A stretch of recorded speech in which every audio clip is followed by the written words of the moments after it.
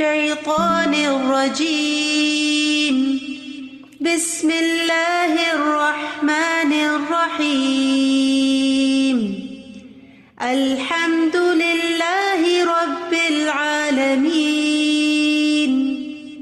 الرحمن الرحيم مالك يوم الدين إياك نعبد وإياك نستعين اهدنا الصراط المستقيم صراط الذين أنعمت عليهم غير المغضوب عليهم ولا الضالين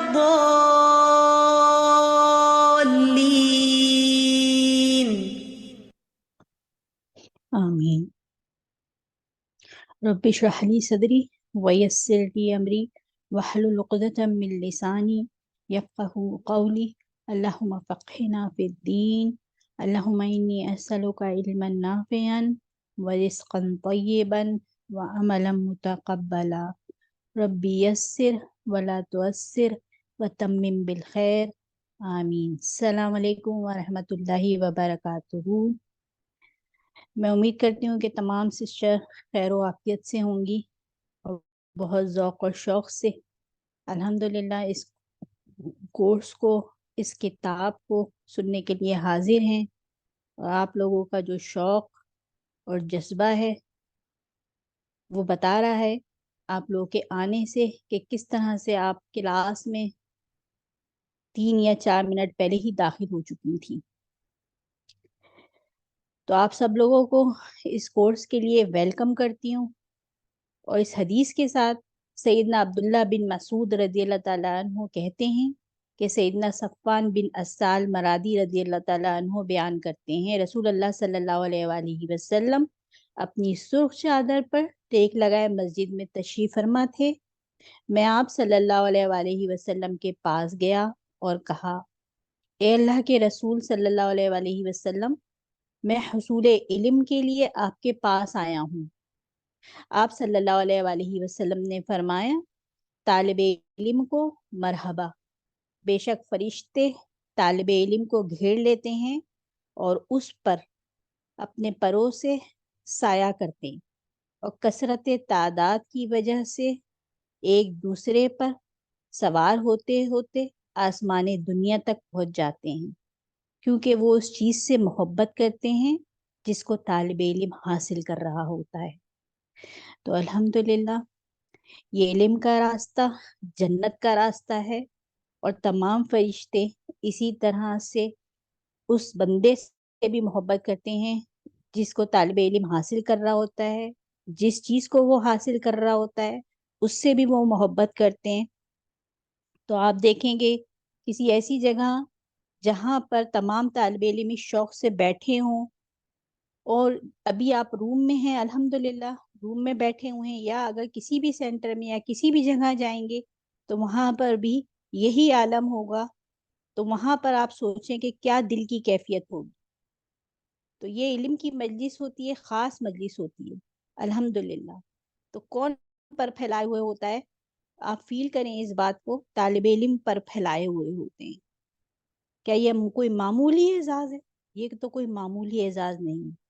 تو ہمیں اس بات کا یقین کرنا ہے، چاہے اگر ہم اپنے گھروں میں بیٹھے ہوئے ہیں تو بھی، کہ آپ دیکھیں کہ اتنا بڑا اعزاز اور انعام کسے مل رہا ہے؟ علم کی مجلس میں آنے والوں کو مل رہا ہے، یہ اللہ کے راستے میں نکلنے والوں کو مل رہا ہے، علم حاصل کرنے والوں کو مل رہا ہے۔ تو الحمدللہ اللہ سبحانہ و تعالیٰ کا احسان ہے کہ اس نے ہمارے لیے کتنی آسانیاں پیدا کر دی ہیں کہ ہم اپنے گھروں میں بیٹھ کر بھی الحمدللہ علم حاصل کر سکتے ہیں، اور جس کو جہاں جہاں بھی موقع ملے ان مجالس میں جانے کا وہ تو ضرور جایا کرے، کیونکہ ہمارے جو سلف صالحین کا طریقہ تھا وہ یہی طریقہ تھا کہ وہ صرف اپنے گھروں میں یا اپنے شہروں میں رہ کر علم حاصل نہیں کرتے تھے، بلکہ وہ علم کے لیے سفر کیا کرتے تھے، علم کی خاطر وہ گرمی سردی کی مشقتیں برداشت کرتے تھے۔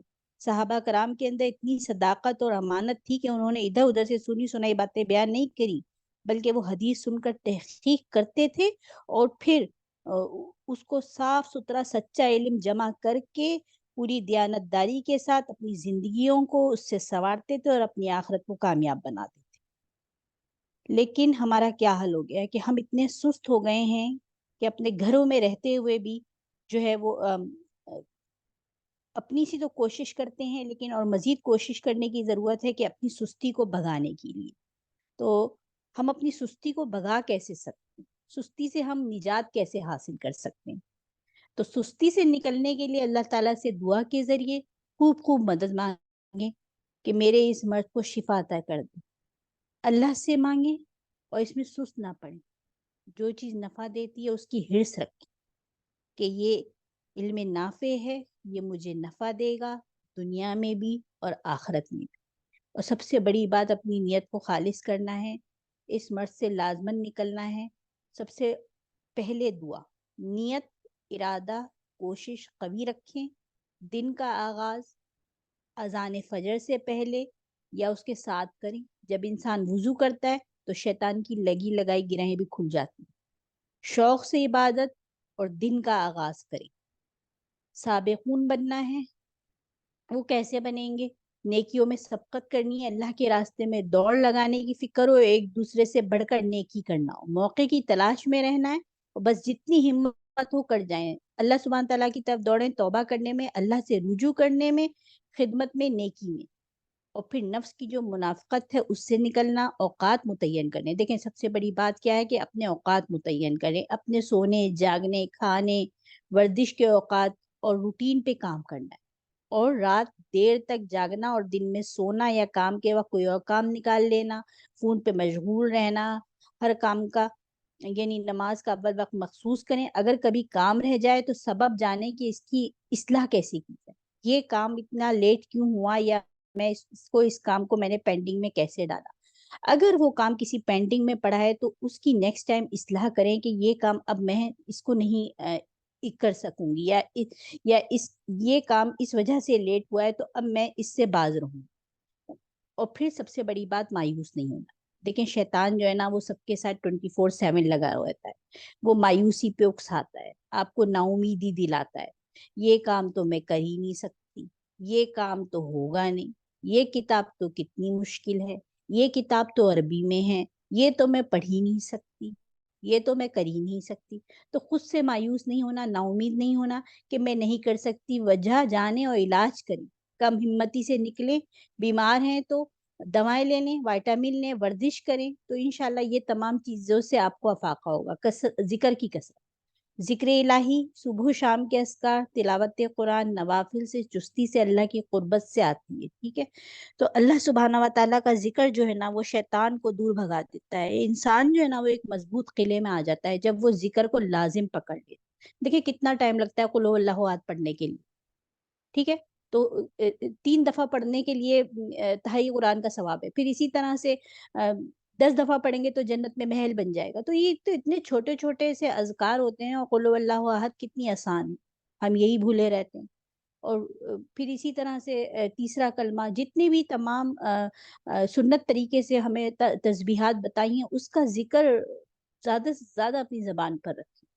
پھر مفید مشغولات، فارغ وقت میں مفید کام کریں، فراغت میں سستی غالب آتی ہے، کسی کی خدمت کریں، خود دیکھیں کیا نیکی کر سکتے ہیں، دن میں کوئی لمحہ بیکار نہ جانے دیں، نیکی کا جہاں موقع ملے وہاں نیکی کرتے چلے جائیں۔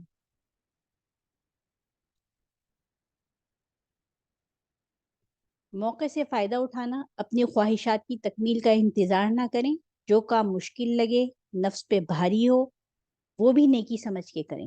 فرصت میں ذکر، حفظ، قرآن و حدیث کر سکتے ہیں، کوئی کتاب شروع کیے رکھیں، اچھے مشاغل رکھیں، ٹھیک ہے۔ تو ابھی تو آپ دیکھیں کہ اتنے زیادہ گیجز آ گئے ہیں ہمارے ہاتھوں میں، ہر وقت موبائل رہتا ہے، ٹھیک ہے، موبائل کا بھی صحیح استعمال کریں، وہ چیزیں پڑھیں جو آپ کی روح کو سرشار کرے، اس سے یہ نہیں کہ وہ آپ کے لیے بوجھ بن جائے۔ آپ دیکھیں کوئی بھی آپ ایک ڈرامہ دیکھیں، وہ کتنا بوجھ بنتا ہے ہمارے اوپر، ہمیں اگر وہ سیڈ ہے تو ہم رو رہے ہوتے ہیں، اگر وہ خوش ہے تو کیا اس میں کیا حقیقت ہوتی ہے، ٹھیک ہے۔ تو آپ اگر کوئی اچھی بات پڑھیں گے، کوئی اچھی قرآن کی، حدیث کی کوئی بھی آپ بک پڑھیں گے، یا وہ آپ کی ایک تو روح کو بھی آپ کی گرو ہوگی اس سے، اور نئے نئے اللہ سبحانہ و تعالیٰ کی طرف سے آئیڈیاز بھی آئیں گے. اللہ سبحانہ و تعالیٰ آپ کے سینے کو بھی کھولے گا، آپ کے دماغ کو بھی کھولے گا. ابن جوزی رحمہ اللہ فرماتے ہیں سستی کا سب سے مفید ترین علاج یہ ہے کہ محنت کرنے والے لوگوں کی سیرت پر غور کریں، سیرت نبوی، صحابہ، ائمہ کرام کی زندگی کا مطالعہ کرتے رہیں، ان کی کامیابی کے گر اپنائیں. محنت کرنے والے معمولی لباس پہنتے ہیں، جب محنت سے فارغ ہوتے ہیں تو نہا کر اچھا لباس پہنتے ہیں. تم نے محنت کیے بغیر اچھا لباس پہن لیا، کام کے وقت پر کام کیا تو موت کے بعد آرام کی امید رکھ سکتے ہیں. بہت خوبصورت پوائنٹ ہے یہ کہ محنت کرنے والے معمولی لباس پہنتے ہیں، اور جب محنت سے فارغ ہوتے ہیں تو نہا کر اچھا لباس پہنتے ہیں. چاہے آپ اس کا امپلیمنٹ دنیا میں دیکھ لیں یا آخرت میں دیکھ لیں، سب سے بڑی بات اس کو اگر آخرت پہ امپلیمنٹ کریں تو کیا ہی اچھا ہے. کیا یہ ٹرو نہیں ہے کہ محنت کرنے والے معمولی لباس پہنتے ہیں اور جب محنت سے فارغ ہوتے ہیں تو نہا کر اچھا لباس پہنتے ہیں؟ تو یہ اچھا لباس کس کو ملے گا آخرت میں؟ جنہوں نے یہاں پر محنت کی ہوگی. ہم میں سے ہر ایک شخص کسی نہ کسی معاملے میں سستی کی بیماری میں ہوتا ہے. اچھے ارادے، نیک نیتی، عزم و ہمت کے ساتھ خود اپنے نفس سے جہاد کرنا ہے. دونوں جہان میں کامیابی کے اعلیٰ مقاصد رکھتے ہیں. اللہ تعالیٰ ہمیں اس مت سے نجات دے اور ہمیں دین و دنیا کی بھلائی کے حصول کی چستی عطا کر دے. آمین یا رب العالمین. اور خوب خوب دعائیں کرنی ہے اللہ سبحانہ تعالیٰ سے. اللہم انی اعوذ بک من العجز والکسل واعوذ بک من الجبن والبخل واعوذ بک من دلال الدین وغلبۃ الرجال. آمین یا رب العالمین. تو سب سے بڑی بات کیا ہے کہ اللہ سبحانہ و تعالیٰ کی طرف سے ہمیں توفیق کا مل جانا، کہ اللہ سبحانہ و تعالیٰ ہمیں اس چیز کی توفیق عطا فرما دے، اور توفیق کا مل جانا. اور نمبر 2 کیا ہے؟ اخلاص. کہ یہ بھی ایک بہت بڑی بات ہے کہ ہم ہر کام جو کریں وہ اخلاص کے ساتھ کریں. سلف صالحین کہا کرتے تھے آسمان سے اترنے والی سب سے انمول چیز کیا ہے؟ توفیق ہے. اور زمین سے آسمان کی جانب چڑھنے والی سب سے انمول چیز اخلاص ہے. تو ہر کام جو بھی کریں وہ لی وجہ اللہ کریں. یہی کلاس کا ایوری ڈے آپ کو ریمائنڈر ملا کرے گا، لی وجہ اللہ، خالص اللہ سبحانہ و تعالیٰ کے لیے. اور ساتھ میں کیا کرتے ہوئے؟ استغفار، خوب خوب دعائیں، نوافل کے ساتھ کلاس میں انٹر ہوں، 2 رکعت پڑھ کر داخل ہوں تاکہ آپ کو تمام کام سمجھ میں آ سکیں.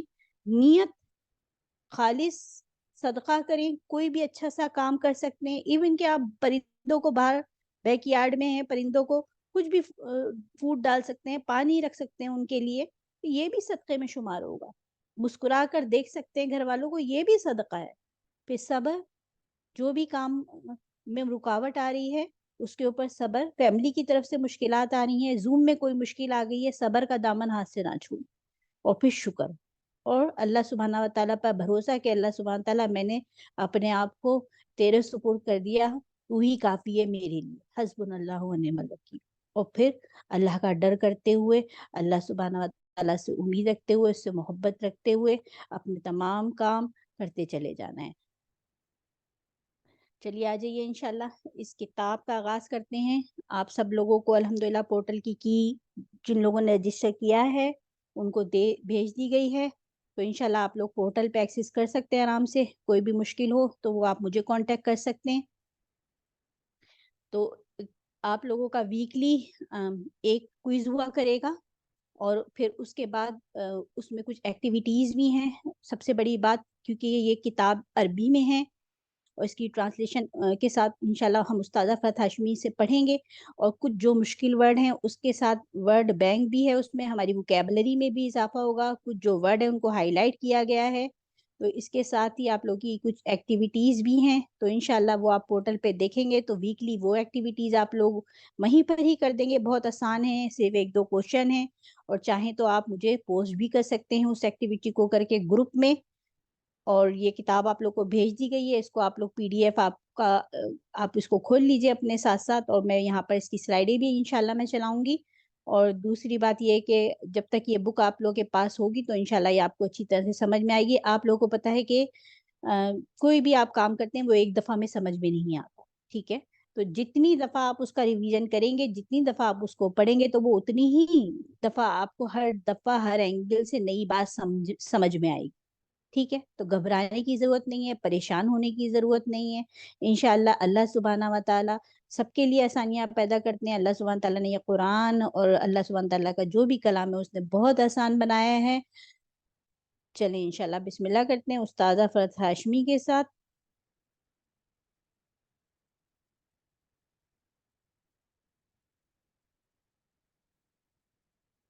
نحمده ونصلي على رسوله الكريم اما بعد فاعوذ بالله من الشيطان الرجيم بسم الله الرحمن الرحيم رب اشرح لي صدري ويسر لي امري واحلل عقدة من لساني يفقهوا قولي. الحمدللہ، اللہ کا شکر ہے جس نے ہمیں آج کی اس مجلس میں شرکت کی توفیق عطا فرمائی. اللہ تعالی ہمارا یہاں آنا، بیٹھنا، سیکھنا، سمجھنا، عمل کرنا قبول فرمائے. امید ہے آج آپ صبح یہ دعا کر کے آئے ہوں گے، اللہم انی اسألک علما نافعا وعملا متقبلا ورزقا طیبا. تو اللہ تعالیٰ سے دعا ہے کہ وہ ہمیں علم نافع عطا فرمائے. سب سے پہلے طلب علم کے کچھ آداب جو ہیں ان کو دہرا لیتے ہیں کہ علم حاصل کیوں کریں اور علم کس طرح حاصل کریں. پہلی چیز اپنی نیت کو خالص کریں، کیونکہ اعمال کا دار و مدار نیتوں پر ہے. علم حاصل کرنا ایک عبادت ہے، اور عبادت کے لیے اپنے آپ کو اللہ کے لیے خالص کرنا ضروری ہے. قل انی امرت ان اعبد اللہ مخلصا لہ الدین، کہہ دیجئے بے شک مجھے حکم دیا گیا ہے کہ میں اللہ کی عبادت کروں اس حال میں کہ دین کو اسی کے لیے خالص کرنے والا ہوں. تو اپنے اندر جھانکیے، غور کیجئے کہ میں آج یہاں کیوں آئی ہوں. کیا خالصتاً اللہ کی رضا کے لیے؟ اللہ سبحانہ و تعالیٰ بندے کے ساتھ اس کی نیت کے مطابق معاملہ کرتا ہے. من کان یرید ثواب الدنیا فعند اللہ ثواب الدنیا والآخرہ وکان اللہ سمیعا بصیرا. جو شخص دنیا کا بدلہ چاہتا ہو تو اللہ ہی کے پاس دنیا اور آخرت کا بدلہ ہے، اور اللہ ہمیشہ سے سب کچھ سننے والا، سب کچھ دیکھنے والا ہے. اخلاص کے بغیر عمل قبول نہیں ہوتا. خطیب بغدادی کہتے ہیں علم کے بغیر دنیا جاہل ہے اور مردہ ہے، اور علم سارے کا سارا انسان کے خلاف حجت ہے مگر یہ کہ وہ اس علم پر عمل کرے. اور علم پر عمل کرنا سارے کا سارا اڑتی ہوئی دھول ہے مگر یہ کہ اس میں اخلاص ہو. اور اخلاص بھی حاصل ہو جائے تو پھر بھی بہت خطرہ ہے، یہاں تک کہ زندگی کا خاتمہ اخلاص پر ہو. تو اس کی دعا کرنی چاہیے کہ اللہ تعالی ہمیں اس عمل میں بھی اخلاص عطا فرمائے اور یہ اخلاص ہمیشہ کے لیے قائم رہے. تو جتنا اخلاص ہوگا، جتنی نیت خالص ہوگی، اتنا ہی بہترین پھر عمل ہوگا، اتنی ہی زیادہ اس علم پر استقامت نصیب ہوگی، عمل پر استقامت نصیب ہوگی، اور اس طرح آپ اپنے مقاصد کو حاصل کر سکیں گے. تو کسی بھی قسم کی ریاکاری سے بچنا ہے، فخر اور غرور سے بچنا ہے، دکھاوے سے بچنا ہے. دوسری چیز، علم ہمارے اندر خشیت پیدا کرے، یعنی اس علم سے مقصود کیا ہو کہ اللہ کی خشیت پیدا ہو، اللہ کا تقوی حاصل ہو. انما یخشی اللہ من عبادہ العلماء ان اللہ عزیز غفور. اللہ سے تو اس کے بندوں میں سے صرف جاننے والے ہی ڈرتے ہیں، بے شک اللہ سب پر غالب، بے حد بخشنے والا ہے. تقوی کے ذریعے علم میں اضافہ ہوتا ہے، اور علم کے ذریعے متقی کے تقوی میں اضافہ ہوتا ہے. واتقوا اللہ ویعلمکم اللہ واللہ بکل شیء علیم. اور اللہ سے ڈرو اور اللہ تمہیں سکھاتا ہے، یعنی جو جتنا تقوی اختیار کرے گا اس کو اللہ سبحانہ وتعالیٰ اتنا ہی بہترین علم عطا فرمائیں گے، اور اللہ ہر چیز کو خوب جاننے والا ہے. تیسری چیز، علم کو حفظ کرنا، ضبط کرنا، اس کو سنبھالنا، سینے میں محفوظ کرنا. بل ہوا آیات بینات فی صدور الذین اوتوا العلم، بلکہ یہ تو واضح آیات ہیں ان لوگوں کے سینوں میں جنہیں علم دیا گیا ہے. یعنی صرف یہ کتاب کے اندر نہ رہ جائے، صرف کانوں سے ہی نہ ٹکرائے، صرف وقتی طور پر ہی سمجھ نہ آئے بلکہ یہ ساتھ رہے، اس کو جذب کریں۔ چوتھی چیز علم پر عمل کرنا، عمل کے لیے سیکھیں۔ الذین یستمعون القول فیتبعون احسنہ اولئک الذین ھداھم اللہ واولئک ھم اولو الالباب۔ جو لوگ کان لگا کر بات سنتے ہیں پھر اس میں سب سے اچھی بات کی پیروی کرتے ہیں، یہی لوگ ہیں جنہیں اللہ نے ہدایت دی اور یہی عقل والے ہیں۔ تو عقل مند کون ہے؟ جو کان لگا کے بات سنتے ہیں، پوری توجہ سے سنتے ہیں، پھر اس میں سے سب سے اچھی بات کی پیروی بھی کرتے ہیں، یعنی اس پر عمل بھی کرتے ہیں۔ بغیر عمل کے علم بس ایک بوجھ ہے۔ جیسے اہل کتاب کا ذکر قرآن مجید میں کچھ یوں آتا ہے، مثل الذین حملوا التوراۃ ثم لم يحملوها کمثل الحمار يحمل اسفارا۔ جن لوگوں کو تورات کا حامل بنایا گیا پھر انہوں نے یہ بوجھ نہ اٹھایا، ان کی مثال اس گدھے کی سی ہے جو کتابیں اٹھائے ہوئے ہو۔ تو اس لیے عقل مند بننا ہے، گدھے کی مثال نہیں بننا کہ صرف علم لاد لیں اور ادب میں، اخلاق میں، عمل میں، عبادات میں کوئی فرق ہی نہ آئے۔ یاد رکھیے علم عمل کرنے سے ہی محفوظ رہتا ہے۔ ابراہیم بن اسماعیل کہتے ہیں کہ ہم حدیث کو یاد رکھنے کے لیے عمل سے مدد لیتے تھے۔ سفیان ابن عیینہ کہتے ہیں علم اگر تمہیں نفع نہ دے تو تمہیں نقصان دے گا، یعنی انسان کے خلاف حجت بن جائے گا۔ قیامت کے دن عمل کے بارے میں سوال بھی کیا جائے گا۔ وہ 5 سوالوں میں سے ایک سوال کیا ہوگا؟ اس علم کے بارے میں کہ اس پر عمل کتنا کیا۔ تو اللہ تعالیٰ سے دعا ہے کہ ہمیں اللہ تعالیٰ علم نافع عطا کرے، اس پر عمل کی توفیق عطا فرمائے، اس سے ہماری زندگیوں میں تبدیلی آئے، ہماری سوچوں میں، ہمارے خیالات میں اور ہمارے رویوں میں، معاملات میں۔ کتاب اصل میں عربی میں تھی جس کا نام ہے الاحسان فی دراست القرآن، الاحسان فی دراست القرآن۔ اردو میں اس کا نام رکھا گیا ہے قرآن اور احسان، تاکہ آسانی سے آپ کتاب کا نام پکار سکیں۔ اسی مناسبت سے کورس کا نام بھی قرآن اور احسان ہے۔ اور سمجھ تو آ ہی رہی ہوگی آپ کو کہ قرآن کے ساتھ احسان کا سلوک کرنا۔ احسان کا لفظی معنی ہوتا ہے نیکی، اچھا سلوک، مہربانی کا برتاؤ، اور ویسے استعمال میں ایسا عمل جس میں حسن و جمال کی ایسی شان موجود ہو کہ ظاہر و باطن میں حسن ہی حسن ہو، یعنی ایسا عمل جس میں حسن و جمال ہو۔ تو قرآن کے ساتھ ایسا رویہ جس میں خوبصورتی ہی خوبصورتی ہو، ظاہری طور پر بھی اور باطنی طور پر بھی۔ حدیث جبریل میں بھی احسان کا لفظ آیا ہے، اس میں ایمان، اسلام اور احسان 3 کا ذکر کیا گیا ہے، اور وہاں احسان کا معنی اللہ کی نگرانی کا یقین ہونا اور عمدگی سے اطاعت کرنا ہے۔ جرجانی کہتے ہیں احسان ایسے عمل کو کہتے ہیں جو دنیا میں قابل تعریف ہو۔ کیسا ہو؟ قابل تعریف ہو اور آخرت میں باعث اجر و ثواب ہو۔ تو قرآن کے ساتھ ایسا معاملہ کرنا ہے کہ جو قابل تعریف ہو اور آخرت میں اس کا اجر بھی ملے۔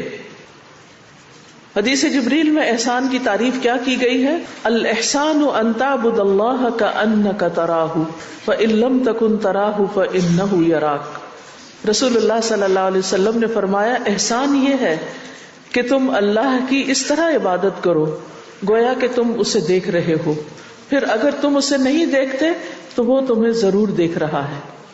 تو اللہ کی نگرانی کا یقین ہونا، یعنی جب انسان اس بات کا یقین رکھتا ہے کہ اللہ اس کو دیکھ رہا ہے تو یقیناً اس کے کام میں حسن پیدا ہو جاتا ہے۔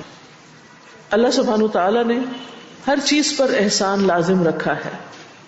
اللہ سبحانہ وتعالیٰ نے جو کچھ بنایا بہترین بنایا، بہت ہی عمدہ بنایا۔ سورۃ السجدہ میں ہے الذی احسن کل شیء خلقہ وبدأ خلق الانسان من طین۔ اللہ وہ ذات ہے جس نے جو چیز بھی بنائی خوب بنائی، یعنی اللہ سبحانہ وتعالیٰ کی ساری تخلیق کے اندر ایک حسن ہے، احسان کا معاملہ ہے، اور انسان کی پیدائش گیلی مٹی سے کی۔ انبیاء بھی محسنین تھے۔ بہترین لوگوں کی صفت وہ بھی احسان ہی کا رویہ اختیار کرنا ہے۔ رسول اللہ صلی اللہ علیہ وسلم نے فرمایا کیا میں تمہیں یہ نہ بتاؤں کہ تم میں سب سے بہتر کون ہے؟ صحابہ نے عرض کیا یا رسول اللہ جی ہاں ضرور بتائیے۔ آپ صلی اللہ علیہ وسلم نے فرمایا تم میں سب سے بہتر لوگ وہ ہیں جن کی عمر لمبی ہو اور وہ تم میں احسن عمل کرنے والے ہوں، یعنی خوبصورت عمل کرنے والے ہوں۔ اللہ تعالیٰ نے احسان کا حکم بھی دیا ہے، وَأَحْسِن كَمَا أَحْسَنَ اللَّهُ إِلَيْكَ، اور احسان کرو جیسے اللہ نے تمہارے ساتھ احسان کیا ہے، یعنی بندوں کے ساتھ اسی طرح اچھا سلوک کرو جس طرح اللہ نے تمہارے ساتھ احسان کر معاملہ کیا ہے۔ قرآن مجید میں بھی آتا ہے ان اللہ یأمر بالعدل والاحسان وایتاء ذی القربى، اللہ تعالیٰ عدل، احسان اور رشتہ داروں کو دینے کا حکم دیتا ہے۔ والدین کے ساتھ احسان کا حکم دیا گیا ہے، عام لوگوں کے ساتھ گفتگو میں احسان کا رویہ اختیار کرنے کا حکم دیا گیا ہے، وقولوا للناس حسنا، اور عمومی طور پر ہر چیز کے ساتھ احسان کرنا واجب ہے۔ رسول اللہ صلی اللہ علیہ وسلم نے فرمایا ان اللہ کتب الاحسان علی کل شیء، بلا شبہ اللہ نے ہر چیز کے ساتھ احسان کو واجب کیا ہے، بس جب تم قتل کرو تو اچھے طریقے سے قتل کرو، اور جب تم ذبح کرو تو اچھے طریقے سے جانور ذبح کرو، اور تم میں سے ہر ایک کو چاہیے کہ اپنی چھری تیز کر لے اور اپنے ذبیحہ کو راحت پہنچائے، یعنی حتیٰ کہ ذبح اور قتل میں بھی احسان کا رویہ اختیار کرنے کا حکم ہے۔ اور ہماری زندگی کا امتحان بھی یہی ہے کہ ہم احسان کا رویہ اختیار کرتے ہیں یا نہیں ہر معاملے میں۔ الذی خلق الموت والحیات لیبلوکم ایکم احسن عملا، وہ ذات جس نے موت اور زندگی کو بنایا تاکہ تمہیں آزمائے کہ تم میں سے کون زیادہ اچھا عمل کرنے والا ہے، احسن عمل کرنے والا ہے، خوبصورت عمل کرنے والا ہے، اور وہی سب پہ غالب دیہت بخشنے والا ہے۔ دین کے لحاظ سے بھی سب سے بہترین وہ ہے وَمَنْ أَحْسَنُ دِينًا مِمَّنْ أَسْلَمَ وَجْهَهُ لِلَّهِ وَهُوَ مُحْسِنٌ، دین کے لحاظ سے اس سے بہتر کون ہے، یعنی سب سے اچھا دیندار وہ ہے جس نے اپنا چہرہ اللہ کے لیے تابع کر دیا، وَهُوَ مُحْسِن، اور وہ محسن ہے، یعنی ہر معاملے میں احسان کا رویہ اختیار کرنے والا ہے، خواہ حقوق اللہ کا معاملہ ہو یا عبادت میں احسان ہو، صفائی اور طہارت کا معاملہ ہو، وضو اور نماز میں، اخلاق میں، حقوق العباد میں، خادموں کے ساتھ۔ اور جو احسان کا رویہ اختیار کرتا ہے اس کا فائدہ کیا ہے، اس کو کیا ملے گا، اس کو اللہ کا ساتھ ملے گا۔ ان اللہ مع الذین اتقوا والذین هم محسنون، بلا شبہ اللہ ان لوگوں کے ساتھ ہے جو اس سے ڈرتے ہیں اور احسان کرنے والے ہیں۔ تو آپ کو چاہیے اللہ کی مدد، اللہ کی معیت، اللہ کا قرب، تو اس کے لیے لازماً ہمیں اپنی زندگی میں عمومی طور پر اور قرآن کے ساتھ خصوصی طور پر احسان کا معاملہ کرنا ہے۔ وَإِنَّ اللَّهَ لَمَعَ الْمُحْسِنِينَ، اور بے شک اللہ تعالیٰ محسنین کے ساتھ ہے۔ احسان کرنے والوں سے اللہ تعالیٰ محبت رکھتا ہے۔ چاہیے اللہ کی محبت، کس کس کو چاہیے؟ سب کو چاہیے۔ پھر کیا کرنا ہوگا؟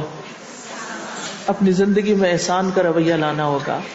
وَأَحْسِنُوا إِنَّ اللَّهَ يُحِبُّ الْمُحْسِنِينَ، اور احسان کرو، بے شک اللہ احسان کرنے والوں سے محبت کرتا ہے۔ اللہ کی رحمت چاہیے، وہ بھی احسان کے ساتھ ملتی ہے۔ إِنَّ رَحْمَتَ اللَّهِ قَرِيبٌ مِّنَ الْمُحْسِنِينَ، بے شک اللہ کی رحمت احسان کرنے والوں کے بہت قریب ہے۔ احسان کرنے والوں سے اللہ تعالیٰ راضی ہو جاتا ہے، اللہ کی رضا ملتی، گویا اللہ کا ساتھ ملتا ہے، اللہ کی رحمت ملتی ہے، اللہ کی مدد ملتی ہے، اللہ کی محبت ملتی، اللہ کی رضا ملتی ہے۔ یہی تو وہ چیزیں ہیں جن کے لیے ہم ترستے ہیں، جن کے لیے ہم دعائیں کرتے ہیں، جو ہم اپنی زندگی میں چاہتے ہیں۔ تو اللہ تعالیٰ کی رضامندی کیسے ملتی ہے؟ والسابقون الاولون من المہاجرین والانصار والذین اتبعوہم باحسان رضی اللہ عنہم ورضوا عنہ، وہ مہاجر و انصار جنہوں نے سب سے پہلے ایمان لانے میں سبقت کی، اور وہ لوگ جنہوں نے احسن طریقے پر ان کی اتباع کی، یعنی قیامت تک جو لوگ مہاجرین و انصار کے طریقوں پر چلیں گے اللہ ان سب سے راضی ہوا اور وہ اللہ سے راضی ہوئے۔ دنیا اور آخرت میں بھلائیوں کا ملنا احسان کے ساتھ ہے۔ للذین احسنوا فی ہذہ الدنیا حسنہ ولدار الآخرۃ خیر ولنعم دار المتقین، ان لوگوں کے لیے جنہوں نے بھلائی کی اس دنیا میں بڑی بھلائی ہے، اور آخرت کا گھر تو کہیں بہتر ہے۔ اور یقیناً وہ ڈرنے والوں کا اچھا گھر ہے. احسان کا بدلہ کیا ہوتا ہے؟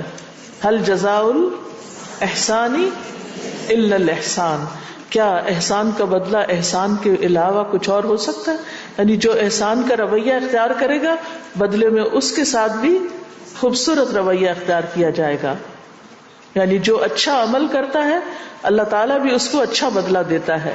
جو بندوں کے ساتھ احسان کا معاملہ کرتا ہے تو بندوں کا رب بھی اس کے ساتھ احسان کا معاملہ کرتا ہے. جو شخص لوگوں کے ساتھ احسان کرتا ہے اس کا سینہ کھل جاتا ہے اور وہ دلی سکون محسوس کرتا ہے. تو اگر دلی سکون چاہیے، پریشانیوں سے نجات چاہیے، تو احسان کا رویہ اختیار کریں. یعنی لوگوں کے رویے کے برابر رویہ نہیں کہ جو مجھ سے جیسا کرے گا میں اس کے ساتھ ویسا کروں گا، بلکہ وہ جو بھی کرے آپ نے بدلے میں ان کے ساتھ اچھا ہی کرنا ہے.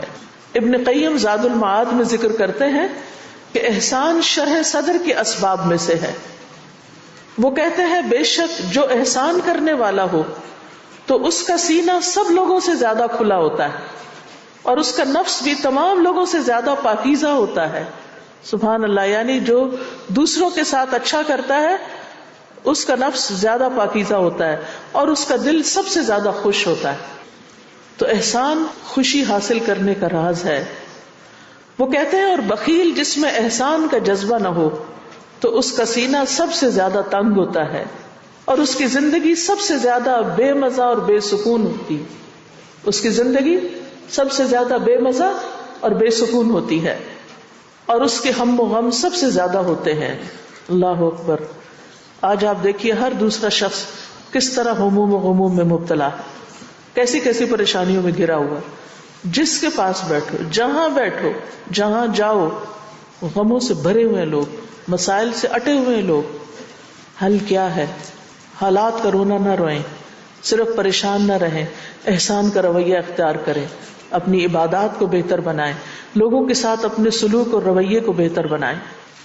تو کہتے ہیں کہ جس کے اندر احسان نہ ہو اس کی زندگی سب سے زیادہ بے مزہ اور بے سکون اور اس کے ہم و غم سب سے زیادہ ہوتے ہیں. پھر احسان کی وجہ سے علم و حکمت ملتی ہے. اللہ تعالیٰ نے موسیٰ علیہ السلام کے بارے میں فرمایا وَلَمَّا بَلَغَ أَشُدَّهُ وَاسْتَوَى آتَيْنَاهُ حُكْمًا وَعِلْمًا وَكَذَلِكَ نَجْزِي الْمُحْسِنِينَ. اور جب وہ اپنی جوانی کو پہنچا اور پورا طاقتور ہو گیا تو ہم نے اسے قوت فیصلہ اور علم عطا کیا اور اسی طرح احسان کرنے والوں کو ہم بدلہ دیتے ہیں. یعنی یہ علم اور حکمت کس کو ملتی ہے؟ احسان کرنے والوں کو. احسان کرنے والا گناہوں سے محفوظ رہتا ہے. ابن قیم کہتے ہیں بے شک جب احسان دل سے مل جاتا ہے تو اس کو نافرمانیوں سے روک لیتا ہے. کیونکہ جو شخص اللہ کی عبادت یوں کرے گویا وہ اس کو دیکھ رہا ہے، تو یہ ممکن نہیں کہ جب تک اللہ کا ذکر اور اس کی محبت اور اس کا خوف اور اس کی امید اس کے دل پہ قبضہ نہ جما چکی ہو. یعنی جو ہی آپ کا کنیکشن اللہ تعالیٰ سے ہوتا ہے آپ اس کیفیت میں آتے ہیں کہ گویا آپ اپنے رب کو دیکھ رہے ہیں، یا یہ نہیں تو یہ کہ وہ تو مجھے دیکھ رہا ہے. تو اس وقت فوری طور پر انسان کی کیفیت کیا ہوتی؟ نیکی کا کام کرنے کو دل چاہتا ہے یا گناہ کرنے کو؟ نیکی کا کام کرنے کو. اور اس کا حال یوں ہو جاتا ہے گویا وہ اللہ کو دیکھ رہا ہے اور یہ چیز اس کے اور اس کی نافرمانیوں کا ارادہ کرنے کے درمیان حائل ہو جاتی. یعنی بجائے اس کے کہ وہ نافرمانیوں کا ارادہ کرے، یہ کیفیت گناہوں میں حائل ہو جاتی. تو اگر وہ احسان کے دائرے سے نکل جاتا ہے تو اپنے خاص ساتھیوں اور اپنی خوشگوار زندگی اور مکمل نعمتوں سے محروم ہو جاتا ہے. یعنی اگر آپ سمجھتے ہیں کہ آپ کی زندگی خوشگوار نہیں اور آپ مکمل نعمتوں سے محروم ہیں تو سوچئے کہاں کہاں احسان کی کمی ہے. پھر اگر اللہ اس کے ساتھ بھلائی کا ارادہ رکھتا ہے تو پھر بھی اس کو مومنین کے دائرے میں برقرار رکھتا ہے. تو یاد رکھیے احسان جب انسان کرتا ہے تو سب سے پہلے احسان کرنے والا خود فائدہ اٹھاتا ہے. کتنے بے شمار فائدے ہیں احسان کے، دنیا میں بھی اور آخرت میں بھی. قرآن مجید میں آتا ہے ان احسنتم احسنتم لانفسکم، اگر تم نے احسان کیا تو اپنی ہی جان پہ کیا، خود اپنے اوپر ہی کیا. وَإِنْ أَسَأْتُمْ فَلَهَا، اور اگر تم نے برائی کی تو اپنے ہی لیے. احسان کرنے والوں کو اللہ تعالیٰ ان کے حق سے بڑھ کر دیتا ہے. وَسَنَزِيدُ الْمُحْسِنِينَ، اور ہم احسان کرنے والوں کو جلد ہی زیادہ دیں گے.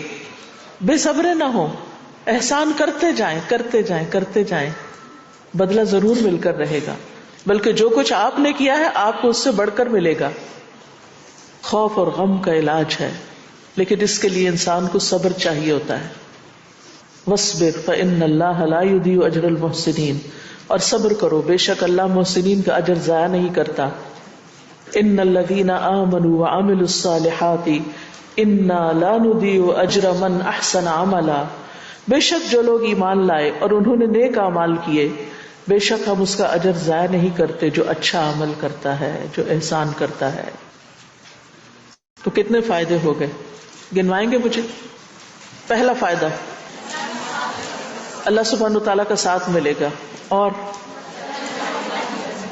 اللہ کی رضا ملے گی، اور اللہ کی محبت، اللہ کی رحمت، دل کا سکون، دنیا میں بھلائی اور آخرت میں اجر، شرح صدر، دل پاکیزہ، گناہوں سے حفاظت، علم و حکمت، زندگی کی مشکلات آسان ہو جاتی ہیں، خوف و غم سے نجات، اللہ کی مدد ملتی ہے، خوشیاں حاصل کرنے کا راز ہے. جی، نفس پاک ہوتا ہے، یعنی خود ہماری ذات ہی کو فائدہ پہنچے گا، حق سے بڑھ کر ملے گا.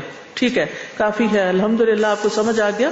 ترتیب سے اگر آپ صرف 2 لفظ بھی لکھتے جاتے تو پوری لسٹ آپ کے پاس بن جاتی، اور وہ لسٹ آپ کے نیٹ ہو کے یہاں کتاب کے کور کے اندر لکھی ہوئی ہوتی، تاکہ جب آپ کتاب کھولتے تو آپ کو پتہ چلتا ہے کہ اچھا، اگر قرآن کے ساتھ میں احسان کا معاملہ کروں گی تو میری زندگی میں کیا کیا خوبصورتی اور کیا کیا بھلائیاں مجھے حاصل ہو جائیں گی.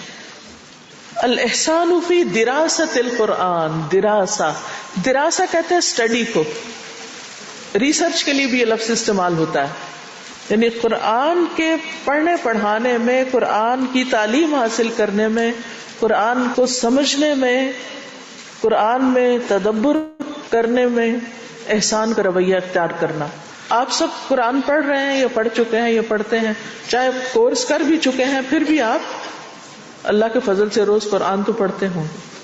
ہم سب سوچیں، اور اس وقت یہ سوچیں کہ کیا واقعی قرآن کے ساتھ ہم احسان کا معاملہ کر رہے ہیں، خوبصورت معاملہ کر رہے ہیں، ظاہری اور باطنی طور پر خوبصورت معاملہ، ایسا معاملہ جس میں حسن ہی حسن، یا نہیں. یعنی میں کہاں کھڑی ہوں، اور انشاءاللہ جب کورس ختم ہو تو پھر اپنا ایک دفعہ جائزہ لیں کہ میرے رویے میں، میری سوچ میں کتنا فرق آیا ہے، اور میں اب قرآن کے ساتھ کیا معاملہ کروں گی. یعنی اس کتاب کو پڑھنے کا مقصد کیا ہے، اس کتاب کو پڑھنے سے آپ کو حاصل کیا ہونا چاہیے کہ اس وقت آپ کا جو قرآن سے تعلق ہے اس سے کہیں زیادہ بہتر تعلق قرآن کے ساتھ قائم ہو جائے اور بہتر معاملہ ہو جائے جب آپ قرآن پڑھیں پڑھائیں. ٹھیک ہے، اب ہم کتاب شروع کرتے ہیں. بسم اللہ الرحمن الرحیم. مقدمۃ الناشر، ناشر کا مقدمہ، پریفیس. ان الحمد للہ نحمده ونستعینه ونستغفره ونعوذ باللہ من شرور انفسنا وسیئات اعمالنا، من يهده الله فلا مضل له ومن يضلل فلا هادي له، واشهد ان لا اله الا الله وحده لا شريك له، واشهد ان محمدا عبده ورسوله. اللهم صل وسلم وبارك على نبينا محمد وعلى آله وصحبه اجمعین. بے شک تمام تعریفیں اللہ ہی کے لیے ہیں، ہم اسی کی تعریف کرتے ہیں اور اسی سے مدد چاہتے ہیں اور اسی سے بخشش طلب کرتے ہیں. ہم اپنے نفس کے شر اور اپنے اعمال کی برائیوں سے اللہ کی پناہ چاہتے ہیں. جسے اللہ ہدایت دے اسے کوئی گمراہ کرنے والا نہیں، اور جسے وہ گمراہ کر دے اسے کوئی ہدایت دینے والا نہیں. اور میں گواہی دیتا ہوں کہ اللہ کے سوا کوئی معبود نہیں، وہ اکیلا ہے، اس کا کوئی شریک نہیں. اور میں گواہی دیتا ہوں کہ محمد صلی اللہ علیہ وسلم اس کے بندے اور اس کے رسول ہیں. اے اللہ، ہمارے نبی محمد اور آپ کی آل اور آپ کے تمام اصحاب پر درود، سلامتی اور برکتیں نازل فرما، صلی اللہ علیہ وسلم وعلی آلہ وصحبہ اجمعین. اما بعد، اس کے بعد، فإن القرآن الکریم منت الرب العظیم، پس بے شک قرآن کریم منت من سے احسان ہے رب عظیم کا، یعنی قرآن کا نزول رب عظیم کا سب سے بڑا احسان ہے. من به علی خلقہ، اس قرآن کے ساتھ اللہ نے اپنی مخلوق پر احسان فرمایا ہے. کیوں؟ لیہتدوا الی الصراط المستقیم، تاکہ وہ ہدایت پائیں صراط مستقیم کی طرف، سیدھے رستے پہ چل سکیں.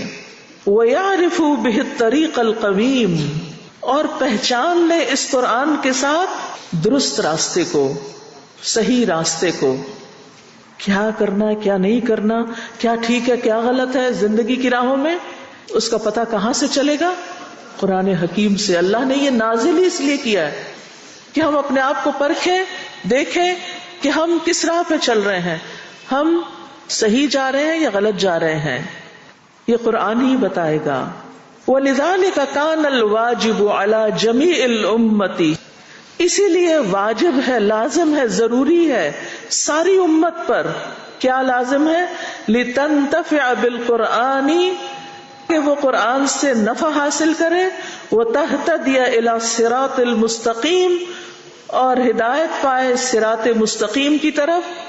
ان تحسن فی التعامل معه، واجب ہے کہ وہ قرآن کے ساتھ اپنے معاملے میں حسن پیدا کرے. اس قرآن سے کب فائدہ اٹھا سکتے ہیں آپ؟ صراط مستقیم کو کب پہچان سکتے ہیں؟ اس کی طرف کب رہنمائی حاصل کر سکتے ہیں؟ جب آپ اس قرآن کے ساتھ اپنا معاملہ خوبصورت بناتے ہیں، بہتر بناتے ہیں.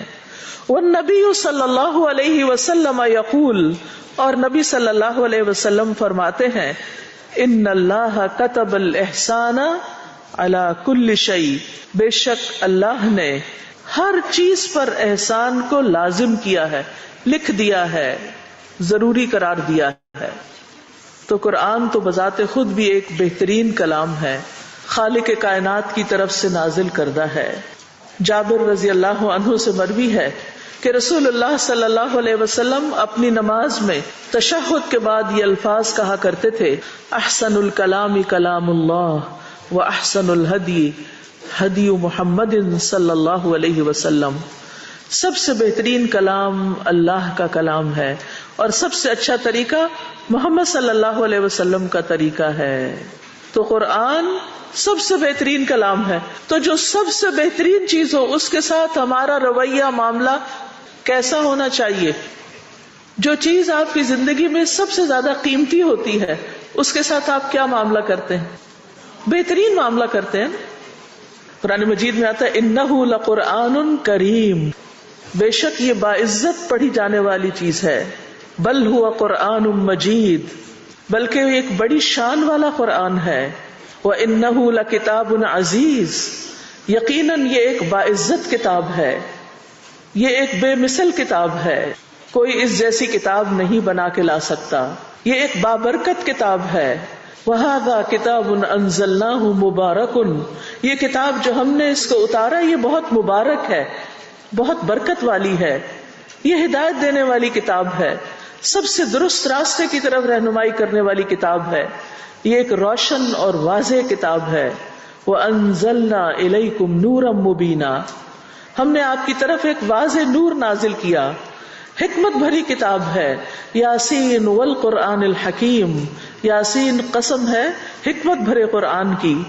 یہ اللہ کی رسی ہے، اس کو مضبوط تھام لینا چاہیے. بہترین اور مکمل علم والی کتاب ہے، نصیحت آموز کتاب ہے، خوشخبری دینے والی کتاب ہے، شفا دینے والی کتاب ہے، خاص طور پر دلوں کی بیماریوں کے لیے شفا ہے. تو جو کتاب اتنی بہترین ہے اس کے ساتھ ہمارا معاملہ اور ہمارا رویہ کیسا ہونا چاہیے؟ احسان کا. اسی لیے کتاب کا ٹائٹل ہے قرآن اور احسان. اس جیسی کوئی چیز نہیں. تو پھر ہماری زندگی میں سب سے زیادہ عزیز، محبوب اور سب سے زیادہ پریشیس چیز کیا ہونی چاہیے؟ قرآن. یعنی کسی بھی اچھے اور بہترین سلوک کی کسی سے جو توقع کی جا سکتی ہے اس سے بھی بڑھ کر اس قرآن کے ساتھ ہمارا سلوک ہونا چاہیے. ہمارا ایک ریلیشن شپ ہونا چاہیے، ہماری محبت ہونی چاہیے، ہماری عقیدت ہونی چاہیے، ہمارا اس کے ساتھ زیادہ سے زیادہ وقت گزرنا چاہیے، اس کو فراموش نہیں کر دینا چاہیے، اس کو بھلانا نہیں چاہیے. یقول ابن رجب وهذا الحديث يدل على وجوب الإحسان في كل شيء من الأعمال، اور یہ حدیث دلالت کرتی ہے احسان کو واجب کرنے میں، اعمال میں سے ہر چیز پر. یعنی یہ حدیث اس بات پہ دلالت کرتی ہے کہ اعمال میں سے ہر چیز پر احسان کرنا واجب ہے. لیکن بٹ احسان کل شیء بحسبہ، ہر چیز کے ساتھ احسان اس کے حسب حال ہوتا ہے، اس کی حیثیت کے مطابق ہوتا ہے، اس کے مقام کے مطابق ہوتا ہے، اس کی شان کے مطابق ہوتا ہے. یعنی آپ سب سے زیادہ احسان اس چیز کے ساتھ کریں گے جو آپ کی زندگی میں سب سے زیادہ آپ کے دل میں مقام رکھتی ہے، یا وہ بذات خود ایک بہت بڑی شان رکھتی ہے.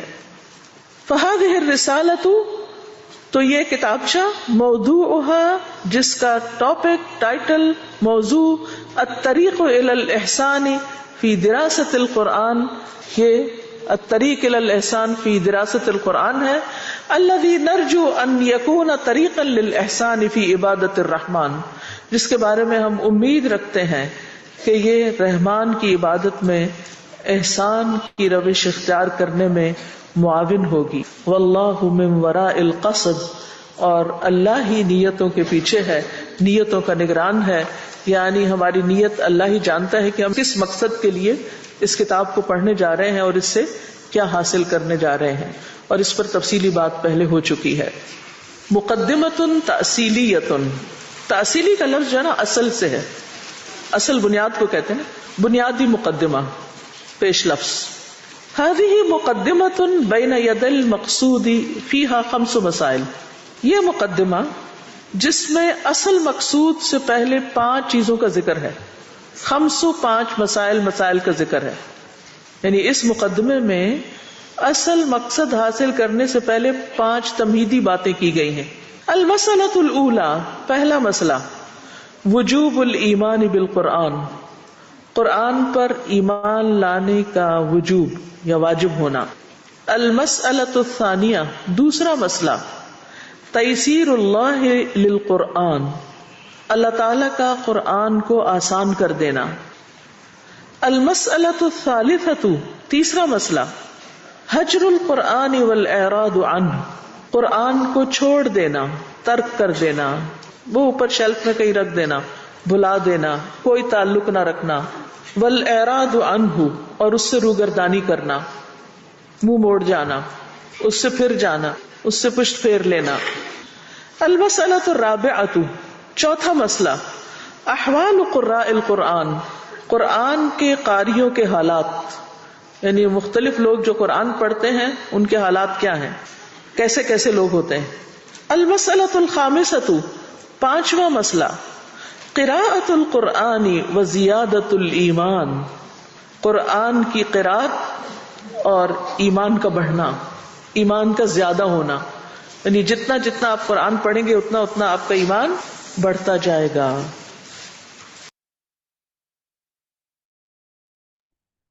چلو انشاءاللہ جہاں تک ابھی ہم نے سنا ہے تو اس کا ہم تھوڑا سا ریویو کرتے چلتے ہیں تاکہ ہمیں اور مزید سمجھ میں آ سکے کتاب. تو سب سے پہلے تو اوپر چلتی ہوں میں آپ لوگوں کو لے کے.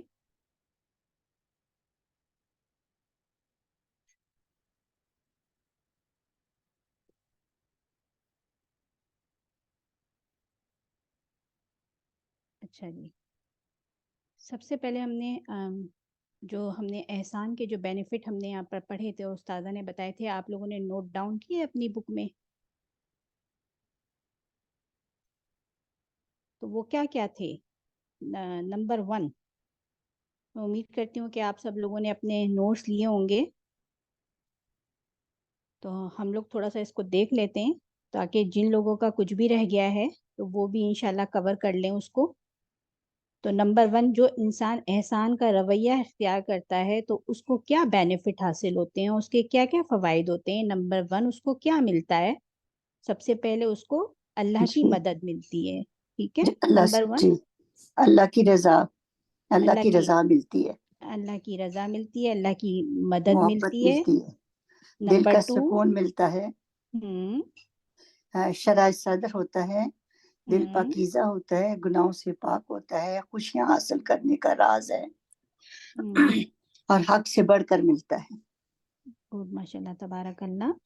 اور کسی کا کوئی نیا پوائنٹ؟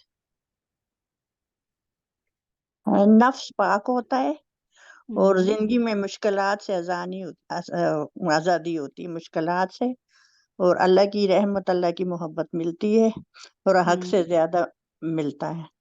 گڈ، ماشاء اللہ، تبارک اللہ۔ سسٹر سبیحہ اور سسٹر دل افروز، الحمدللہ، بارک اللہ فیکی۔ تو یہاں پر ہم دیکھ لیتے ہیں جو انسان احسان کا رویہ اختیار کرتا ہے اس کو کیا کیا فائدے ملتے ہیں۔ اس کو اللہ کی مدد، اللہ کی معیت یعنی اللہ کا ساتھ، اللہ کا قرب حاصل ہوتا ہے، پھر اسی طرح اللہ کی محبت، اللہ سبحانہ تعالیٰ کی رحمت، اللہ تعالیٰ اس سے راضی ہو جاتے ہیں، اس کا سینہ کھل جاتا ہے، پریشانیوں سے نجات مل جاتی ہے، احسان کی وجہ سے علم و حکمت ملتی ہے، اور احسان کی وجہ سے گناہ سے انسان محفوظ رہتا ہے۔ اور احسان کہتے کس عمل کو ہیں؟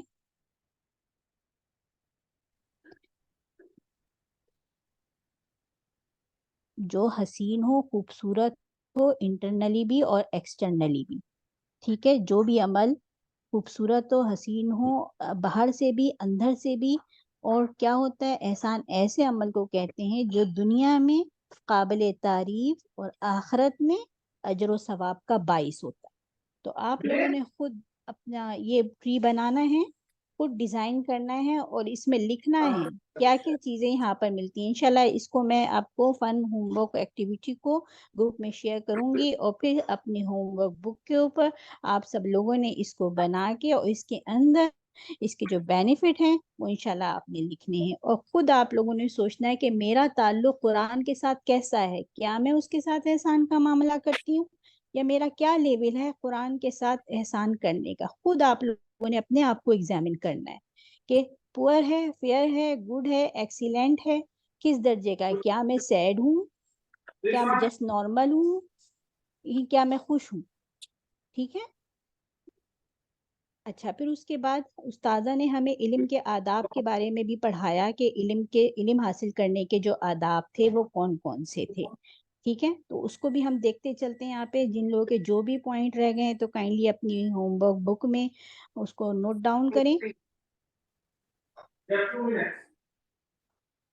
قرآن اور احسان، قرآن کے ساتھ ایسا رویہ ہونا چاہیے جس میں خوبصورتی ہو، ظاہری طور پر بھی اور باطنی طور پر بھی۔ قرآن کے ساتھ ایسا معاملہ کرنا ہے جو قابل تعریف ہو اور آخرت میں اس کا اجر بھی ملے۔ اللہ سبحانہ تعالیٰ کی نگرانی کا یقین ہونا کہ اللہ سبحانہ تعالیٰ مجھے دیکھ رہے ہیں۔ جب انسان اس بات کا یقین رکھتا ہے کہ اللہ سبحانہ تعالیٰ دیکھ رہے ہیں، یقیناً اس کام میں ضرور حسن پیدا ہوگا، ٹھیک ہے؟ عبادت کو بہتر بنانا ہے، لوگوں کے ساتھ اپنے رویے کو بہتر بنانا ہے۔ کیا واقعی قرآن کے ساتھ ہم احسان کا معاملہ کر رہے ہیں؟ قرآن کے ساتھ ہمارا تعلق احسان کا ہونا چاہیے۔ ہماری زندگی میں سب سے پریشیس چیز قرآن ہے۔ اپنا محاسبہ خود کرنا ہے کہ میں ایمان کے کس لیول پر ہوں۔ اور پھر ساتھ ہی طالب علم کے جو آداب ہیں وہ استاذہ نے بتایا۔ نمبر 1 اخلاص، نمبر 2 خشیت یعنی تقوی، اور نمبر 3 حفظ کرنا، اور نمبر 4 عمل کرنا۔ تو اخلاص میں کیا باتیں تھیں؟ اخلاص کے بغیر عمل قبول نہیں ہوتا۔ اللہ بندوں کے ساتھ ان کی نیت کے مطابق معاملہ کرتے ہیں، تو اپنی نیت کو خالص کرنا ہے۔ علم حاصل کرنا ایک عبادت ہے، اور عبادت کے لیے اپنے آپ کو اللہ کے لیے خالص کرنا ضروری ہے، اور پھر اپنی نیت کو خالص کریں، کیونکہ اعمال کا جو دار و مدار ہے وہ نیت پر ہے۔ تقوی کے بارے میں ہم نے کیا کچھ پڑھا؟ علم ہمارے اندر خشیت پیدا کرے، تقوی کے ذریعے علم میں اضافہ ہوتا ہے، اللہ کا تقوی پیدا ہوتا ہے اور اللہ کی خشیت پیدا ہوتی ہے۔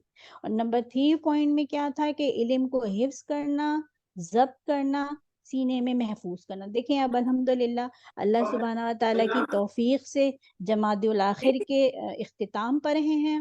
20 تاریخ ہے آئی تھنک جمادی الاخر کی۔ اس کے بعد آپ دیکھیں صرف 2 مہینے 10 دن ہمارے پاس رہ جاتے ہیں، رجب اور شعبان، یہ 2 مہینے بیچ میں ہیں ہمارے پاس صرف۔ تو کیا ہم اپنا ٹارگیٹ نہیں بنائیں گے رمضان کے لیے؟ کیا سلف صالحین اپنے آپ کو تیار نہیں کر لیتے تھے رمضان کے لیے؟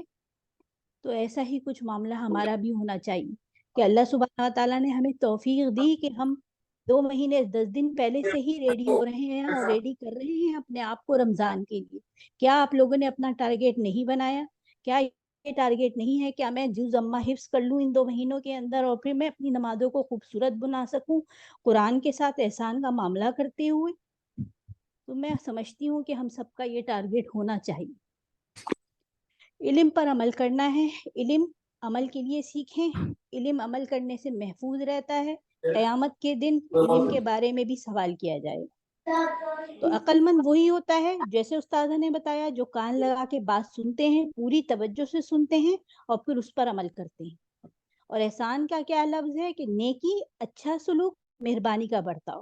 تو ہم پڑھ رہے ہیں قرآن اور احسان کہ ہمیں اپنے ساتھ بھی احسان کرنا ہے. ہمارا اپنے ساتھ احسان کرنا کیا ہے کہ اللہ سبحانہ و تعالیٰ نے جو کتاب قرآن احسان کی شکل میں ہمارے لیے نازل کی ہے ہم اس کے ساتھ احسان کا رویہ کرتے ہوئے اپنے اوپر احسان کریں اور اس کلام کو بہترین طور پر پڑھیں اور اس پر عمل کریں.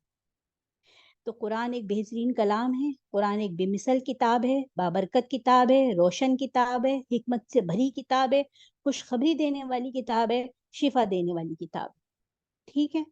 اور پھر قرآن پر ایمان لانے کا وجوب اس کے بارے میں انشاءاللہ ہم پڑھتے ہیں. تو لیٹس اسٹارٹ اور نیکسٹ آڈیو انشاءاللہ. بسم اللہ کرتے ہیں.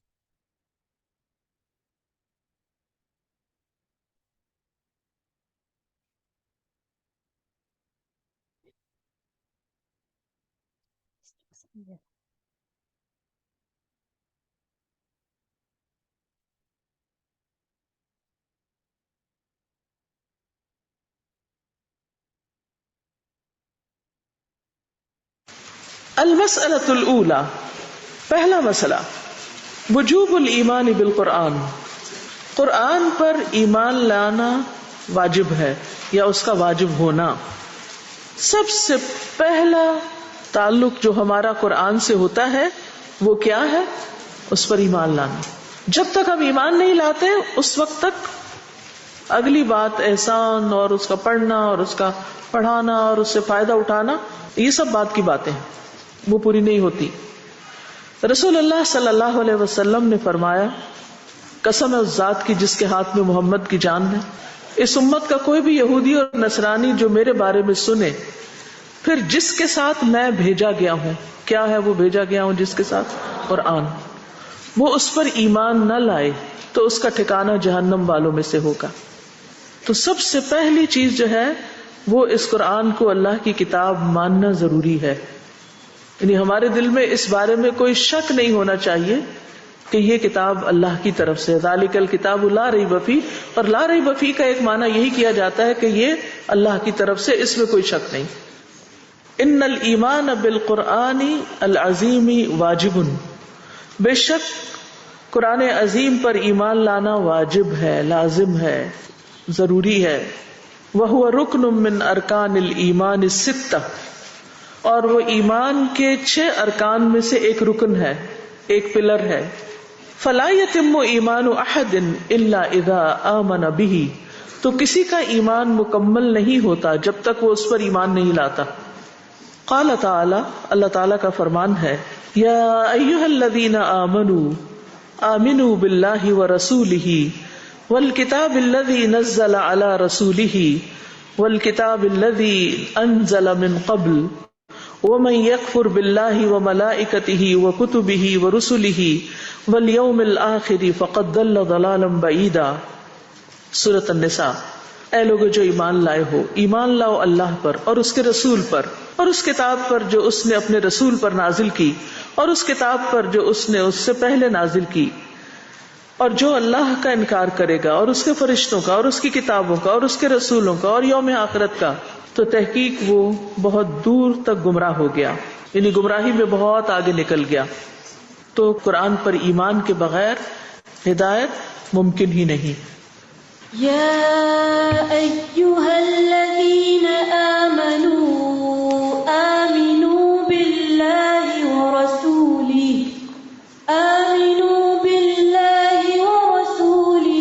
والکتاب الذی نزل علی رسولہ والکتاب الذی نزل علی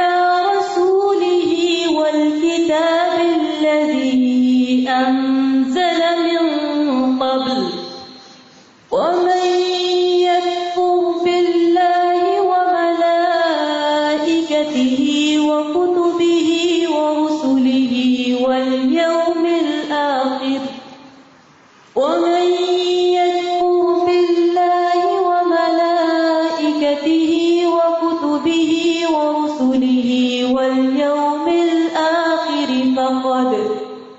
فقد ضل ضلالا بعيدا. کس سے خطاب ہے؟ ایمان والوں سے.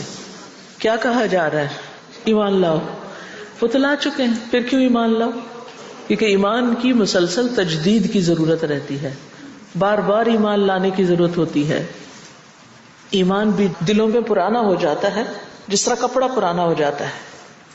یہ نہیں کہ ایک دفعہ آپ ایمان لائے اور اس کے بعد وہ ہمیشہ ایک ہی حالت میں رہے گا. دل کی حالت بدلتی رہتی ہے، تو اس بدلتی حالت کے ساتھ اپنے ایمان کی پھر تجدید ضروری ہوتی ہے. تو اے ایمان والو، ایمان لے آؤ. کس چیز پر ایمان لے آؤ؟ اللہ پر، اس کے رسول پر، اور کتاب پر جو اس نے اپنے رسول پر اتاری. سورۃ محمد میں آتا ہے والذین آمنوا وعملوا الصالحات وآمنوا بما نزل علی محمد. تو رسول سے مراد یہاں کون ہوئے؟ پھر محمد صلی اللہ علیہ وسلم. وہو الحق من ربہم، اور وہ ان کے رب کی طرف سے حق ہے. تو فائدہ کیا ہوگا؟ کفر عنہم سیئاتہم واصلح بالہم.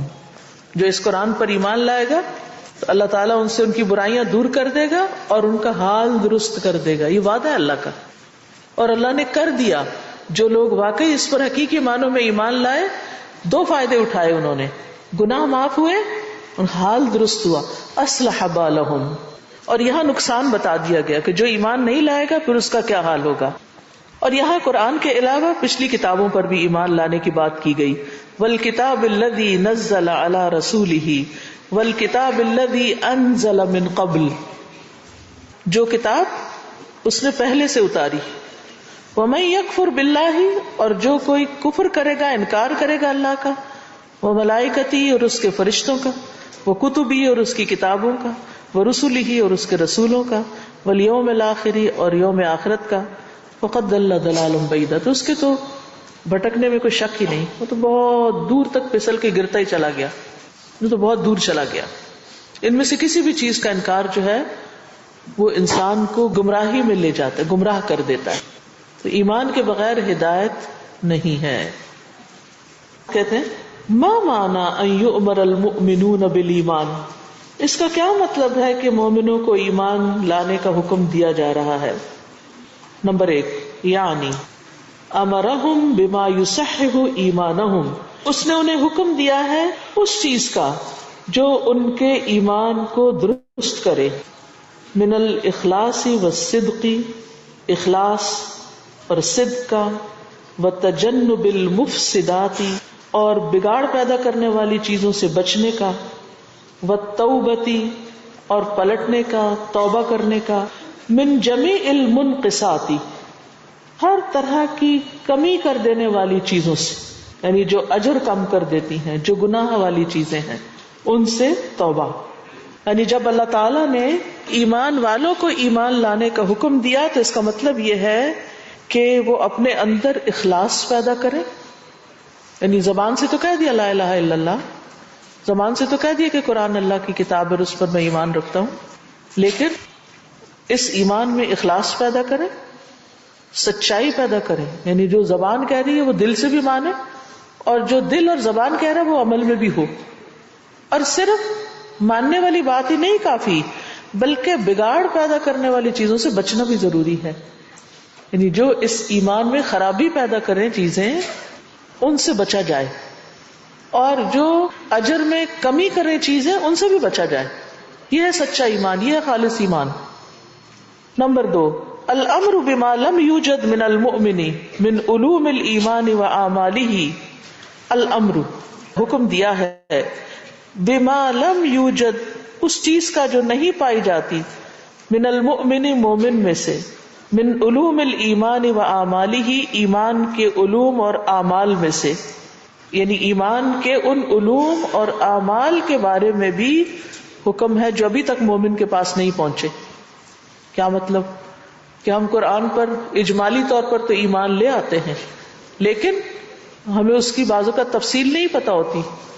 یعنی قرآن میں بہت سے ایسے علوم ہوتے ہیں، ایسی چیزیں ہوتی ہیں کہ قرآن سے متعلق کہ جو ہمارے اعمال سے متعلق ہوتے ہیں، لیکن ہم ان کو جانتے ہی نہیں ہیں یا سمجھتے ہی نہیں ہیں.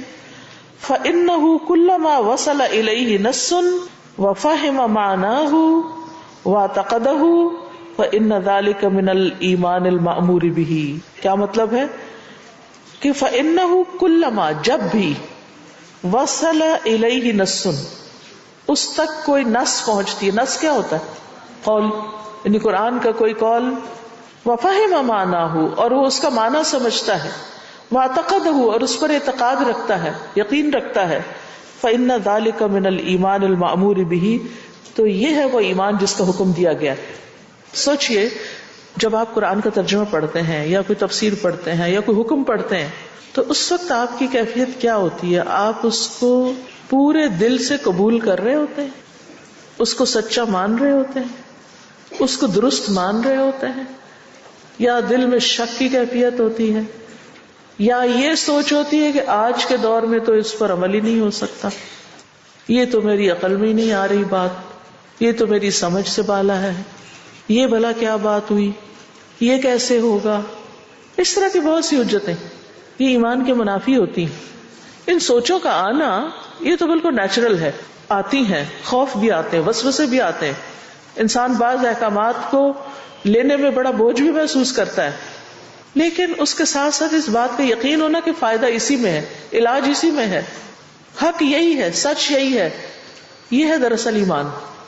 یعنی کسی چیز کو میں ابھی تک اپنا نہیں سکی، وہ میری کمزوری ہے، لیکن میرا یقین یہی ہونا چاہیے کہ اصل حق یہی ہے جو اس کتاب میں آ چکا ہے، جب بھی اس کا کوئی حکم مجھ تک پہنچے.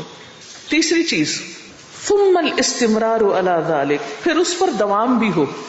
استمرار کا کیا مطلب ہے؟ یعنی یہ نہیں کہ ایک دفعہ مان لیا اور پھر کچھ عرصے کے بعد پھر اس کو چھوڑ دیا. والثبات علیہ اور اس پر ثابت قدمی بھی. الی المہمات اہم چیزوں کی طرف، یعنی ایمان کے لیے اہمیت والی جو چیزیں ہیں جن کا ذکر پیچھے گزرا نا، یہ یعنی اس کا معنی سمجھے اور اس پر اعتقاد کرے. اور پھر یہ اوپر جو ہے اخلاص اور صدق اور مفسدات سے بچنا اور منقصات سے بچنا، ان چیزوں پر ثبات بھی ہو.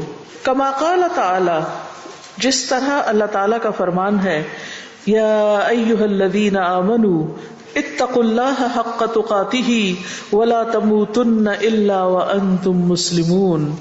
اے لوگو جو ایمان لائے ہو، اللہ سے ڈرو جس طرح اس سے ڈرنے کا حق ہے، اور تمہیں موت ہرگز نہ آئے مگر اس حال میں کہ تم فرما بردار ہو، اللہ کے اطاعت گزار ہو، اللہ کی نافرمانی میں موت نہ آئے بالکل. يا أيها الذين آمنوا اتقوا الله حق تقاته ولا تموتن إلا وأنتم مسلمون. تو ایمان لانے میں تین چیزیں ہو گئیں، ٹھیک ہے. پہلی چیز اخلاص، صدق، مفسدات اور منقصات سے بچنا اور ان سے توبہ کرنا.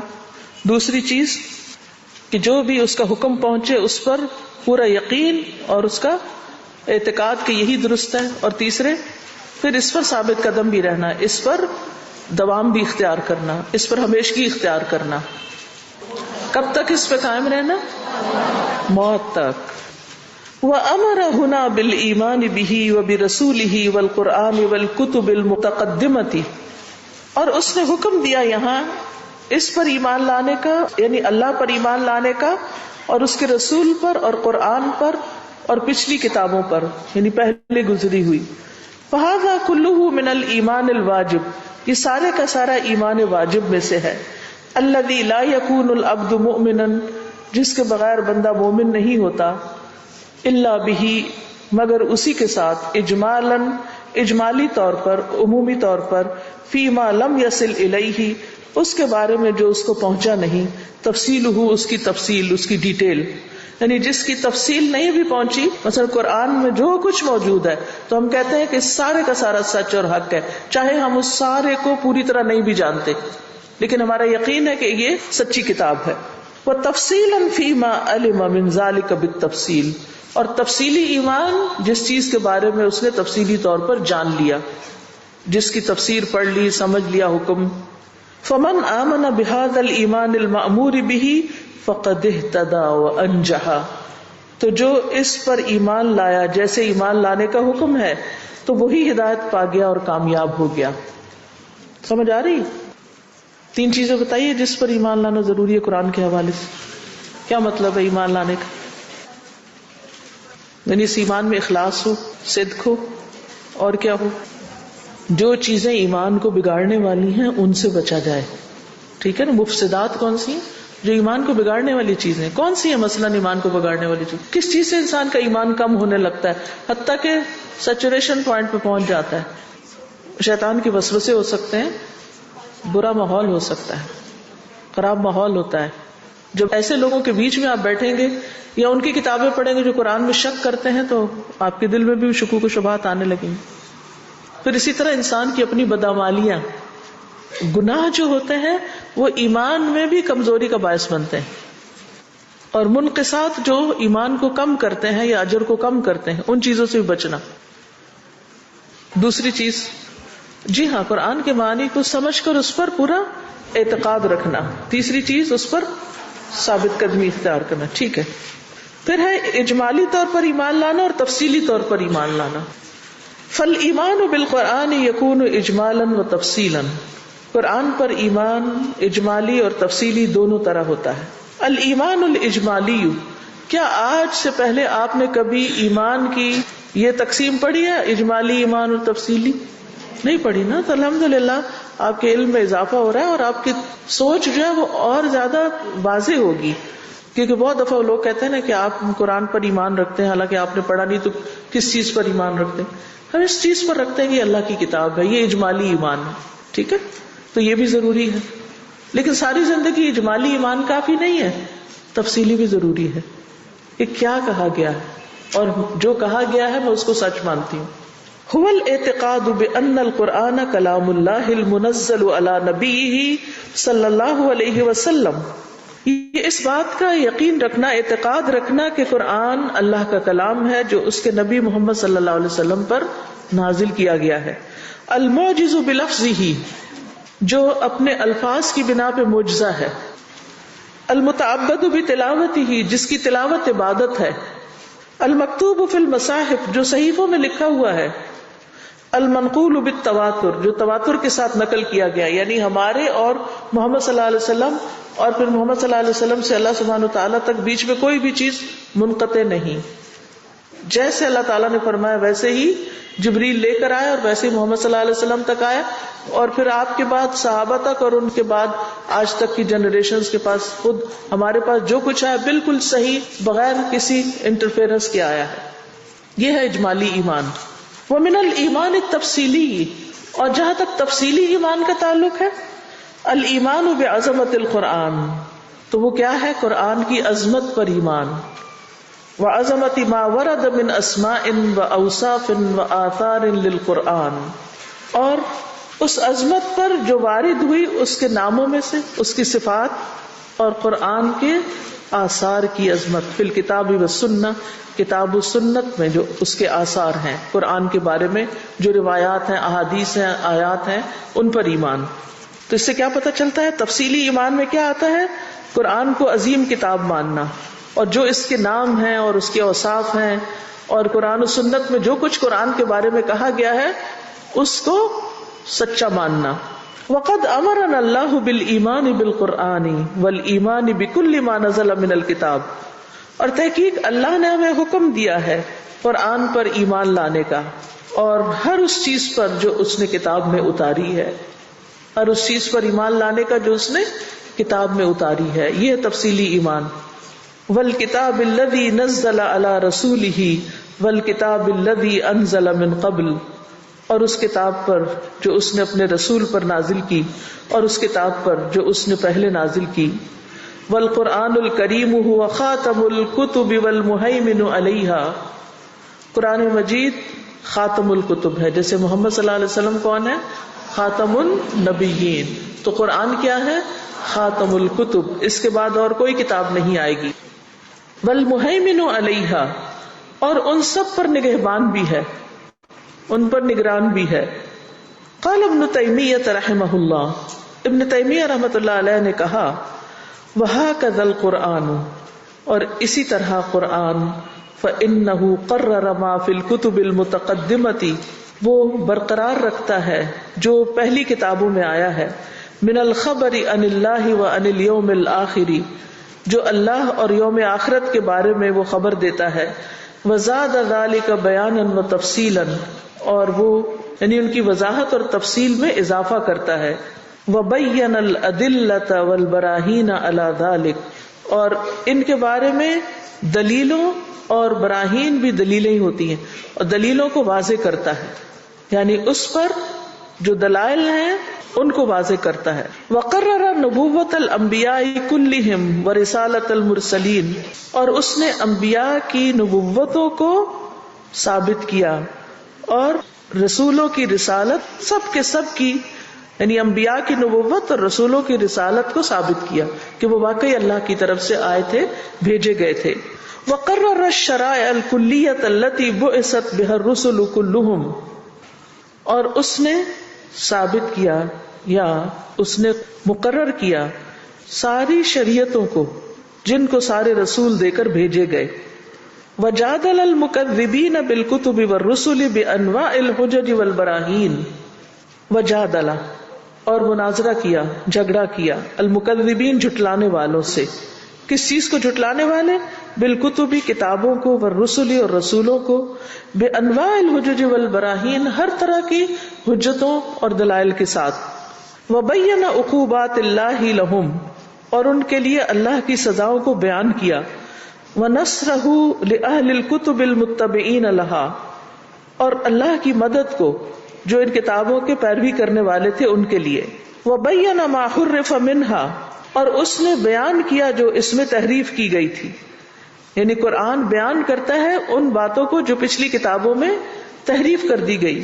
وبدل وما فعلہ اہل الکتاب، اور جو بدل دیا گیا اور جو اہل کتاب نے کیا، فی الکتب المتقدمۃ پہلی کتابوں کے اندر. وبین ایضا، اور اس نے بیان کیا ہے، ما کتموہ جو انہوں نے چھپایا، مما امر اللہ ببیانہ اس چیز کو جو اللہ نے جس کے بیان کرنے کا حکم دیا. وکل ما جاءت بہ النبوات، اور جو بھی اس سے پہلے انبیاء لے کر آئے، باحسن الشرائع بہترین شریعتیں، والمناہج اور منہج یعنی طریقے، الذی نزل بہ القرآن جس کے ساتھ قرآن نازل ہوا، فصارت لہ الہیمنۃ تو یہ ان سب چیزوں کے لیے نگہبان بن گیا، علی ما بین یدیہ من الکتب یعنی قرآن سے پہلے کی جو کتابیں تھی، من وجوہ متعددۃ کئی اعتبار سے. یعنی بنیادی طور پر ان ساری باتوں کا خلاصہ یہ ہے کہ قرآن مجید جو ہے اس نے پچھلی تمام کتابوں کے اندر جو کچھ ہے، یعنی اللہ سبحانہ تعالیٰ کے بارے میں، اس کے رسولوں کے شریعتوں کے بارے میں، پیغمبروں کی آمد کے بارے میں، ان کی جو اللہ نے مدد کی ان کے بارے میں، انبیاء کے قصوں میں، یہ سب چیزیں آپ قرآن میں پڑھتے ہیں. مثلا اس کو یوں سمجھیے کہ نوح علیہ السلام آئے تھے یا نہیں آئے تھے، تو قرآن کیا کرتا ہے؟ ثابت کرتا ہے کہ نوح علیہ السلام آئے تھے. ٹھیک ہے، انہوں نے کیا کیا کیا تھا، وہ کیا پیش کر کے گئے، اس کو ثابت کرتا ہے. صالح علیہ السلام آئے تھے، قوم عاد گزری تھی، قوم لوط گزری تھی، اس کے ساتھ کیا ہوا، کس طرح اللہ نے رسولوں کی مدد کی، کس طرح اللہ نے مجرمین کو سزا دی، یہ ساری باتیں پچھلی کتابوں میں بھی موجود ہیں. تو قرآن ان کی تصدیق کرتا ہے، وہ بار بار نہیں آتا مصدقا لما بین یدیہ، اپنے سے پہلے آنے والوں کی تصدیق کرتا ہے. اسی طرح جو پہلی شریعتیں گزری، جو پہلے پیغمبر گزرے، جو منہج وہ لے کر آئے، ان تمام چیزوں کی بھی یہ کتاب جو ہے وہ تصدیق کرتی ہے. فَهُوَ شَاهِدٌ بِصِدْقِهَا، فَهُوَ شَاهِدٌ تو وہ گواہ ہے. کون گواہ ہے؟ قرآن. کس پر؟ ان کتابوں کی سچائی پر. وَشَاهِدٌ اور گواہ ہے، بِكَذِبِ مَا حُرِّفَ مِنْهَا اس جھوٹ پر جو اس میں تحریف کر کے ڈال دیا گیا، یعنی جو غلط چیزیں لوگوں نے ڈالی اس کو بھی قرآن نے واضح کر دیا. یعنی پچھلی کتابوں میں جو تحریف ہوئی اس کو بھی قرآن نے واضح کی، اس کی بھی گواہی دی. وَهُوَ حَاكِمٌ بِإِقْرَارِ مَا أَقَرَّهُ اللَّهُ وَنَسْخِ مَا نَسَخَهُ، اور وہ فیصلہ کرنے والا ہے جس کو اللہ نے برقرار رکھا ہے، یعنی اس کو برقرار رکھ کے، بِإِقْرَارِ برقرار رکھ کے، مَا أَقَرَّهُ اللَّهُ وَنَسْخِ مَا نَسَخَهُ، اور منسوخ کر کے جس کو اللہ نے منسوخ کیا. یعنی اب حکم کس کا مانا جائے گا؟ قرآن کا مانا جائے گا. جن چیزوں کو قرآن نے برقرار رکھا پچھلی کتابوں میں سے وہ ہم مانیں گے، اور جن چیزوں کو اس نے منسوخ کر دیا ان کو ہم منسوخ سمجھیں گے. فَهُوَ شَاهِدٌ فِي الْخَبَرِيَّاتِ حَاكِمٌ فِي الْأَمْرِيَّاتِ، تو یہ خبر سے متعلق معاملات جو ہیں، یعنی مختلف خبریں جو دیتی ہیں وہ کتابیں، ان پر بھی گواہ ہے، اور جو حکم دیتے ہیں، حکم سے متعلق مسائل ہیں، ان میں بھی فیصلہ کرنے والا ہے. وَكَذَلِكَ مَعْنَى الشَّهَادَةِ وَالْحُكْمِ يَتَضَمَّنُ إِثْبَاتَ مَا أَثْبَتَهُ اللَّهُ، اور اسی طرح گواہی اور فیصلے کا جو معنی ہے وہ مشتمل ہے اس چیز کو ثابت کرنے پر جس کو اللہ نے ثابت کیا، من صدق و محکم، جو سچائی میں سے ہے اور محکم آیات ہیں، وَإِبْطَالِ مَا أَبْطَلَهُ من کذب و منسوخ، اور باطل کرنا جس کو اس نے باطل قرار دیا، یعنی جھوٹی باتوں میں سے اور منسوخ چیزوں میں سے. وَلَيْسَ الْإِنْجِيلُ مَعَ التَّوْرَاةِ وَلَا الزَّبُورُ بِهَذِهِ الْمَثَابَةِ، انجیل تورات سمیت اور زبور اس مقام پر نہیں، یعنی اس کا یہ مرتبہ نہیں، بل ہی متبعۃ لشریعۃ التوراۃ، بلکہ انجیل اور زبور جو ہیں تورات کی شریعت کی پیروکار ہیں. الا یسیرا نسخہ اللہ بالانجیل، سوائے ایک معمولی حصے کے جس کو اللہ نے انجیل کے ذریعے منسوخ کیا، بخلاف القرآن، قرآن کے برعکس. تو خلاصہ ان ساری باتوں کا یہ ہے کہ پچھلی کتابوں میں جو کچھ ہے ان کی سچائی کی گواہی قرآن دیتا ہے، یعنی جو قرآن میں وارد ہو گئی ہیں ان سب چیزوں کو ہم مانیں گے، وہ درست ہیں، اور جو اس کے خلاف جاتی ہیں ان چیزوں کو ہم منسوخ مانیں گے. فالسلف كلهم متفقون، تو اسلاف سارے کے سارے اس بات پر متفق ہیں، الا ان القرآن هو المهيمن، کہ قرآن ہی دراصل نگران ہے یا غالب ہے، المؤتمن قابل بھروسہ ہے، الشاہد علی ما بین یدیہ من الکتب، یہ گواہ ہے جو بھی اس سے پہلے کتابیں آئیں ان پر، ومعلوم ان المهيمن علی الشیء اعلی منہ رتبۃ، اور یہ معلوم ہے کہ جو کسی چیز پر نگران ہوتا ہے وہ اس چیز سے رتبے کے اعتبار سے بلند ہوتا ہے. ساری بات کا خلاصہ یہ ہے کہ قرآن جو ہے پچھلی ساری کتابوں کے مقابلے میں زیادہ کامل اور حاکم کتاب ہے، اور پچھلی کتابوں پر گواہ بھی ہے جو کچھ اس میں سے صحیح ہے اور جو اس میں نہیں اس کا بھی یہ فیصلہ کرتی. تو مقام اور مرتبے کے اعتبار سے قرآن جو ہے سب سے بلند ترین کتاب ہے، حقیقت کے اعتبار سے بھی، تاریخی گواہیوں کے اعتبار سے بھی جو کچھ پچھلی کتابوں میں ملتی ہیں. ملخص المسألۃ الاولی، پہلے مسئلے کا خلاصہ، یعنی ابھی تک ایمان کے بارے میں قرآن پر ایمان لانے کا جو آپ نے پڑھا تو اس کا خلاصہ کیا ہے؟ الایمان بالقرآن العظیم واجب، قرآن عظیم پر ایمان واجب ہے. وَهُوَ رُكْنٌ مِّنْ أَرْكَانِ الْإِيمَانِ السِّتَّةِ، یہ ایمان کے 6 ارکان میں سے ایک رکن ہے. ٹھیک ہے. نمبر 2، الایمان بالقرآن یکون بالاجمال و یکون بالتفصیل، قرآن پر ایمان اجمالی طور پر بھی ہوگا اور تفصیلی طور پر بھی ہوگا، یعنی عمومی طور پر بھی ہوگا اور اس کی تفاصیل پر بھی ہوگا. اور نمبر 3، الایمان بان القرآن الکریم هو خاتم الکتب والمہیمن علیہا، اس بات پر ایمان کے قرآن کریم ساری کتابوں کے اوپر ایک مہر ہے، آخری کتاب ہے اور ان پر نگہبان بھی ہے، ان پر غالب بھی ہے، ان سے اعلیٰ اور افضل بھی ہے. ٹھیک ہے. تو 3 باتیں صرف یاد رکھنی ہے اپنے ایمان کے اعتبار سے. اب میں اس کو تھوڑا سا قرآن اور احسان کے اعتبار سے آپ کے سامنے رکھوں گی. ہم نے قرآن کے ساتھ احسان کا معاملہ کرنا ہے. کیوں کرنا ہے؟ وہ فوائد آپ نے گن لیے کہ ہمیں کیا کچھ حاصل ہوگا. ان سب چیزوں کو پانے کے لیے سب سے پہلی چیز جو کرنے کی ہے، سب سے پہلا کام جو کرنے کا ہے وہ کیا ہے کہ ہمیں اس کتاب پر ایمان لانا ہے. ٹھیک ہے. اور یہ ایمان لانا کیا ہے؟ رکن ہے ایمان کے 6 ارکان میں سے. دوسری چیز کیا ہے کہ یہ ایمان اجمالی طور پر بھی ہوگا اور تفصیلی طور پر بھی ہوگا. تیسری چیز کیا ہے؟ یہ ماننا کہ یہ کتاب پچھلی تمام کتابوں کی نگہبان ہے اور ان سے افضل ہے. سمجھ آ گئی؟ یعنی یہ ایمان میں کیا کیا چیزیں شامل ہیں یہ جاننا ضروری ہے نا کہ نہیں ضروری؟ یعنی یہ ہمارا یقین ہونا چاہیے کہ اس کے بغیر چھٹکارا نہیں، کہ اس کو اللہ کی کتاب مانے. اور ایمان 2 طرح کا ہوگا، اجمالی بھی اور تفصیلی بھی. کہ ہاں یہ قرآن ہے، جب آپ کو بتایا یہ قرآن ہے تو فوراً آپ کے ذہن میں کیا ہے کہ یہ اللہ کی کتاب ہے، یہ ایک محفوظ کتاب ہے، یہ ہماری ہدایت کے لیے اتری ہے، اس میں جو کچھ ہے سچ ہے. یعنی ہم اس کے بارے میں ایمان رکھتے. اجمالی ایمان تو سب کے اندر ہے، لیکن تفصیلی ایمان جو ہے اس سے اکثریت محروم ہے. تو وہ ایمان ناقص ہو گیا نا، کم ہو گیا. اور تیسری چیز کیا ہے کہ اللہ نے ہدایت کے لیے اور رسول اور کتابیں بھی بھیجی، لیکن یہ کتاب جو ہے یہ محفوظ کتاب ہے، بلکہ پچھلی ساری کتابوں کی جو تعلیمات ہیں ان میں سے جو صحیح چیز ہے اس کو اس نے اپنے اندر محفوظ کر لیا. یہ ان کے لیے حاکم کی حیثیت رکھتی ہے. ان کے لیے کیا حیثیت رکھتی ہے؟ حاکم. حاکم کون ہوتا ہے؟ جو کیا کرتا ہے؟ فیصلہ کرتا ہے. کس چیز میں فیصلہ؟ کہ صحیح کیا اور کیا صحیح نہیں.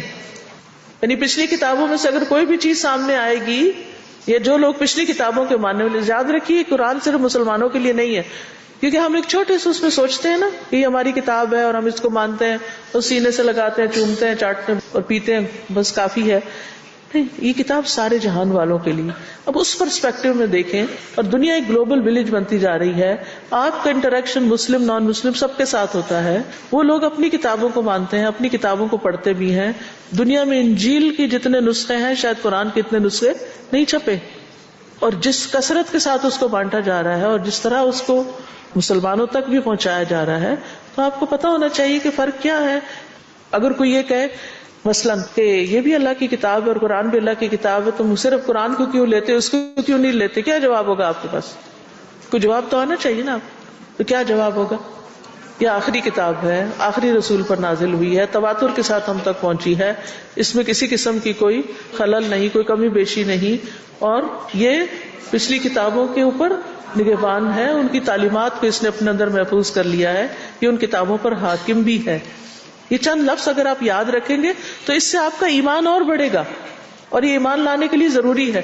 چونکہ یہ بات آپ نے پہلے کبھی سنی نہیں، اس لیے اس کو ڈائجسٹ کرنا ذرا آپ کے لیے مشکل ہو رہا ہے. مجھے آپ کے چہروں اور آنکھوں سے پتہ چل رہا ہے، لیکن یہ ہے کہ اس کو پڑھنا تو ہے نا. پھر فائدہ کیا اگر ہم صرف ہر وقت حلوائی کھاتے رہیں؟ تھوڑی سی محنت ضروری ہے، تھوڑا سا آگے بڑھنا ضروری ہے. مجھے معلوم ہے خواتین کے مزاج سے تھوڑی سی باتیں خشک ہیں، لیکن دیکھیے ہم کہتے ہیں کوئی ہمارے بچوں کی تربیت کر دے، کوئی ان کے سوالوں کے جواب دے دے. آپ خود کیوں نہیں پڑھتے کہ آپ خود ان کے سوالوں کے جواب دے سکیں؟ جس طریقے سے قرآن کے بارے میں ڈاؤٹس کریٹ کیے جا رہے ہیں، تو آپ سب کو پتا ہونا چاہیے کہ قرآن ہے کیا. اجمالی ایمان بھی اس پر اور تفصیلی ایمان بھی. تفصیلی تو الحمدللہ آپ تفصیل پڑھ رہے ہیں اور اس پر ایمان رکھتے ہیں، لیکن پڑھتے ہوئے بھی بہت ساری چیزوں پر ہم جب عمل نہیں کرتے، ان کو ہم لیتے نہیں پوری طرح، تو پھر وہ کہتے ہاں بس ٹھیک ہے قرآن میں ہے، میرے لیے نہیں ہے. تو پھر ہم کہاں کھڑے ہیں؟ پھر ہمارا ایمان کس قسم کا ہے؟ تو اس سے ایمان کا بھی جائزہ لیں، یعنی قرآن پر جو ہمارا ایمان ہے اس کا بھی اپنا محاسبہ کریں کہ کہاں تک ہے.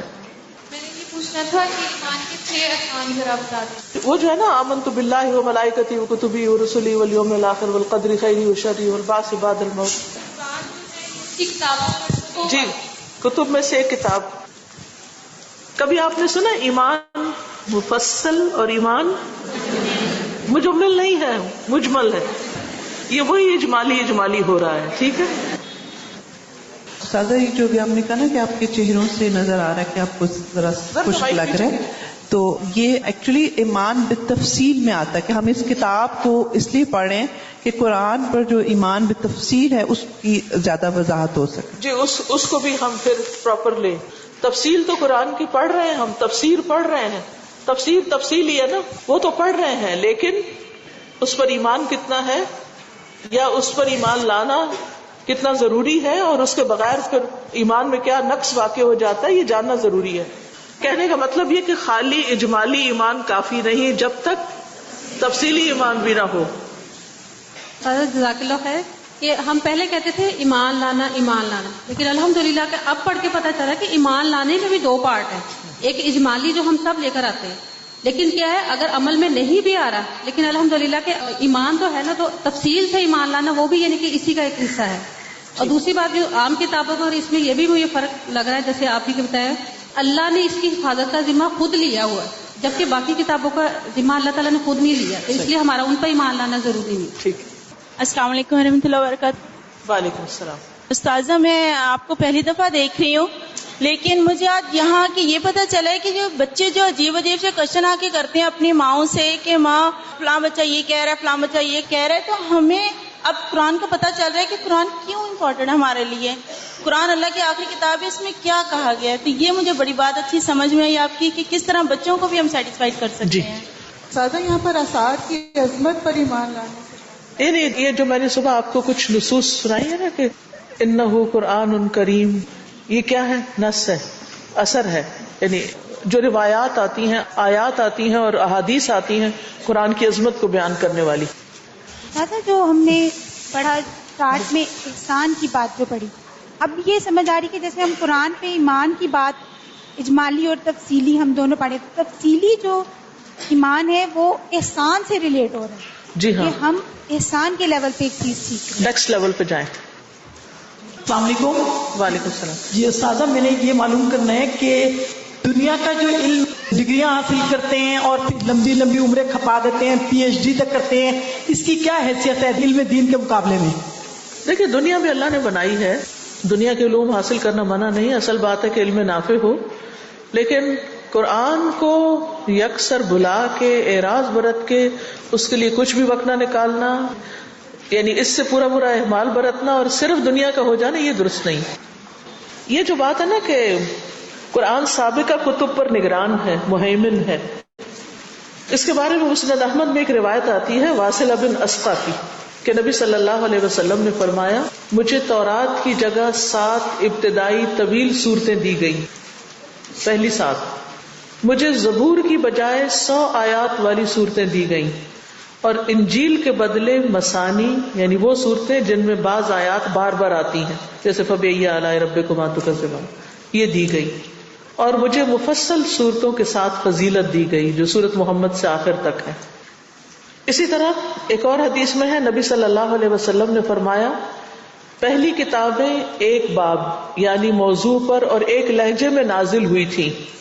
فرق بتایا جا رہا ہے یہاں، پہلی کتابیں ایک باب یعنی موضوع پر اور ایک لہجے میں نازل ہوئی تھی، اور قرآن 7 ابواب یعنی موضوعات پر 7 لہجوں میں نازل ہوا. اس میں تنبیہات، احکامات، حلال و حرام، محکمات اور متشابہات اور مثالیں ہیں. کیا کیا ہے؟ تنبیہات، وارن کیا گیا، احکامات، حکم دیے گئے یا ایھا الذین آمنوا کہہ کے، حلال و حرام، محکمات جو فیصلہ کن آیات ہیں، متشابہات جو متشابہ ہیں جن کا صحیح معنی اللہ کو معلوم ہے، اور مثالیں ہیں. بس اس کے حلال کو حلال کر لو اور اس کے حرام کو حرام ٹھہراؤ. جس کا تمہیں حکم دیا گیا ہے وہ کرو اور جس سے تمہیں روکا گیا ہے اس سے رک جاؤ.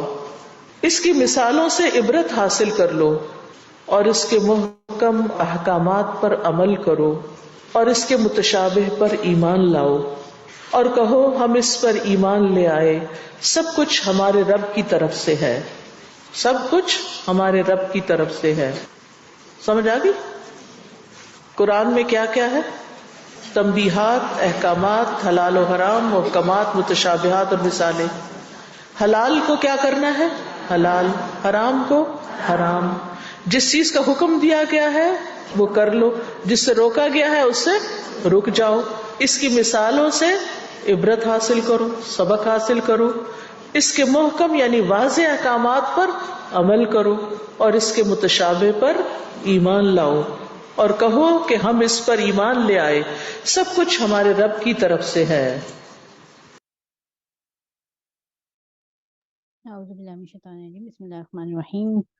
رب اشرح لی صدری ویسر لی امری واحلل عقدۃ من لسانی यफ़क़हू क़ौली। चलें इंशाल्लाह जहाँ तक अभी तक हमने इसको पढ़ लिया है इसको थोड़ा हम रिवीजन करें ताकि हमारा भी स्ट्रांग हो जाए। तो सबसे पहले जो हमने देखा यहाँ पर मुकदमे में, तो इसके जो असल मकसूद से पहले 5 नुकात हमें पेश किए गए वो कौन कौन से थे, आप लोग सब नोट डाउन कर सकते हैं। कुरान पर ईमान लाने का वजूब नंबर 1।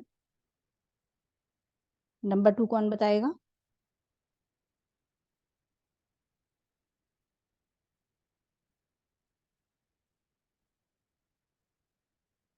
नंबर 2 आप लोगों में से माइक में कोई भी आना चाहे मोस्ट वेलकम।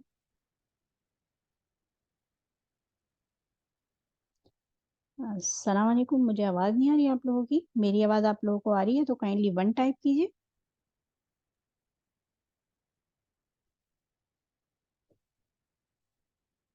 ओके, आप लोग को आवाज़ आ रही है। तो नंबर 2 क्या है? जी अस्सलाम वालेकुम। वालेकुम सलाम। जी दूसरा अल्लाह का कुरान को आसान बनाना। नंबर 2 अल्लाह का कुरान को आसान बनाना। नंबर 3 मैं आप लोग की आवाज़ ही सुनना चाह रही हूँ ना, इसलिए आप कुरान लोग को के तर्क सामने। कर देना और उससे रूगर्दानी करना। गुड, माशाल्लाह तबारकल्लाह। नंबर 4 कुरान पढ़ने वालों के मुख्तलिफ अहवाल। गुड, माशाल्लाह तबारकल्लाह। 5वां मसला कुरान की किरात और ईमान का बढ़ना। गुड, माशाल्लाह तबारकल्लाह। तो ये 5 नुकात जो हैं वो हमारे सामने रख दिए गए इस मुकदमे में कि असल मकसूद से पहले कि ये 5 नुकात हैं जिस पर हमें इम्प्लीमेंट करना है। तो आगे हमने फिर अब पहले मसले का हल पढ़ा, पहले मसले को जाना और उसके बारे में उसका खुलासा भी आखिर में उस्ताज़ा ने बता दिया। ठीक है, तो नंबर 1 उसकी जो पहली बात थी पहले मसले के खुलासे में कि कुरान अजीम पर ईमान लाना वाजिब है और ये ईमान के 6 अरकान में से एक रुकन है। ठीक है, लेके चलती हूँ मैं आप लोगों को। तो कुरान के जो 6 अरकान हैं वो कौन से हैं?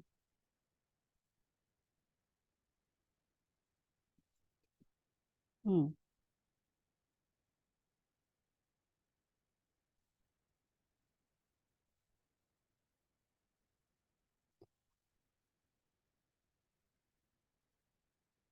कुरान पर इजमाली और तफसीली ईमान लाना। तो ईमान मुफस्सिल और मुजमल।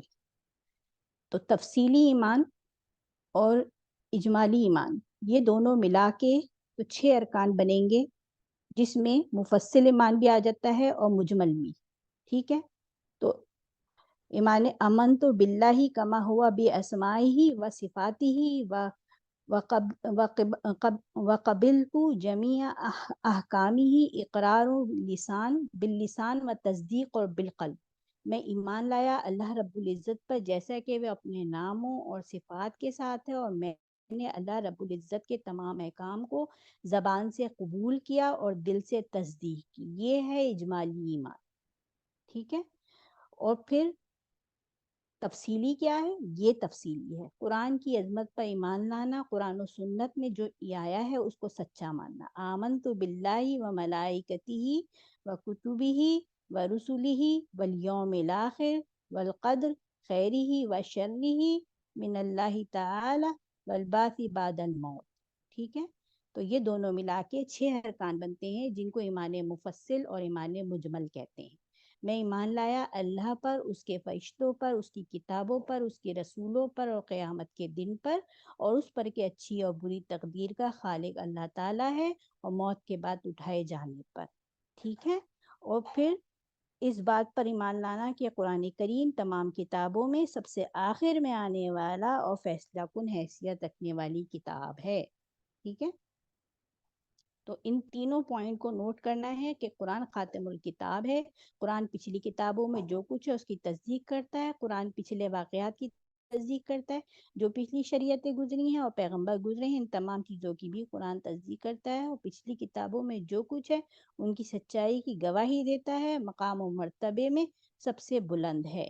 ठीक है, और फिर किन चीज़ों से ईमान कम होता है? वसवसों से, बुरे माहौल, बदअमालियों से। तो इन चीज़ों से बचना है और अपने अंदर इखलास पैदा करना है। क्या हुक्म दिया गया? जब अल्लाह ताला ने ईमान वालों को ईमान लाने का हुक्म दिया तो इसके मायने क्या हैं कि अपने अंदर इखलास पैदा करना, जब हुक्म पहुंच जाए तो मान जाना और मरते दम तक साबित कदम रहना।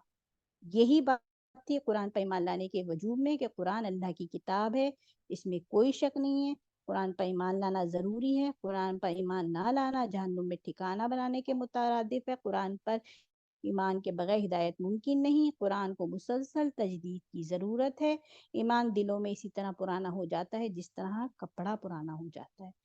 تو الحمدللہ آپ سب مسلمان پیدا ہوئے، الحمدللہ قرآن ہمارے ہاتھوں میں تھا، الحمدللہ۔ تو کیا سوال اپنے آپ سے کر سکتے ہیں ہم سب، کیا ہم سارے قرآن پر ایمان لے آئے پورا کا پورا؟ ہم اگر آگ پر ہاتھ رکھتے ہیں تو ہمارا ایمان ہے کہ آگ جو ہے وہ ہمارا ہاتھ جلا دی، تو ہم کوئی بھی نہیں رکھتے۔ کیا ہم رکھ سکتے ہیں آگ پر ہاتھ؟ ہم تو نہیں رکھ سکتے، کیونکہ ہمارا ایمان ہے، ہمیں پورا یقین ہے کہ ہم رکھیں گے تو ہاتھ جل جائے گا۔ لیکن قرآن جا بجا کئی سارے احکامات ایسے ہیں جس میں اللہ سبحانہ و تعالیٰ نے ہمیں آگ سے بچنے کا حکم دیا ہے۔ تو ہمارا تو ایمان تو ہے، لیکن کیا ہے، یقین ہمارا کمزور ہے، ہمیں یقین نہیں ہوتا۔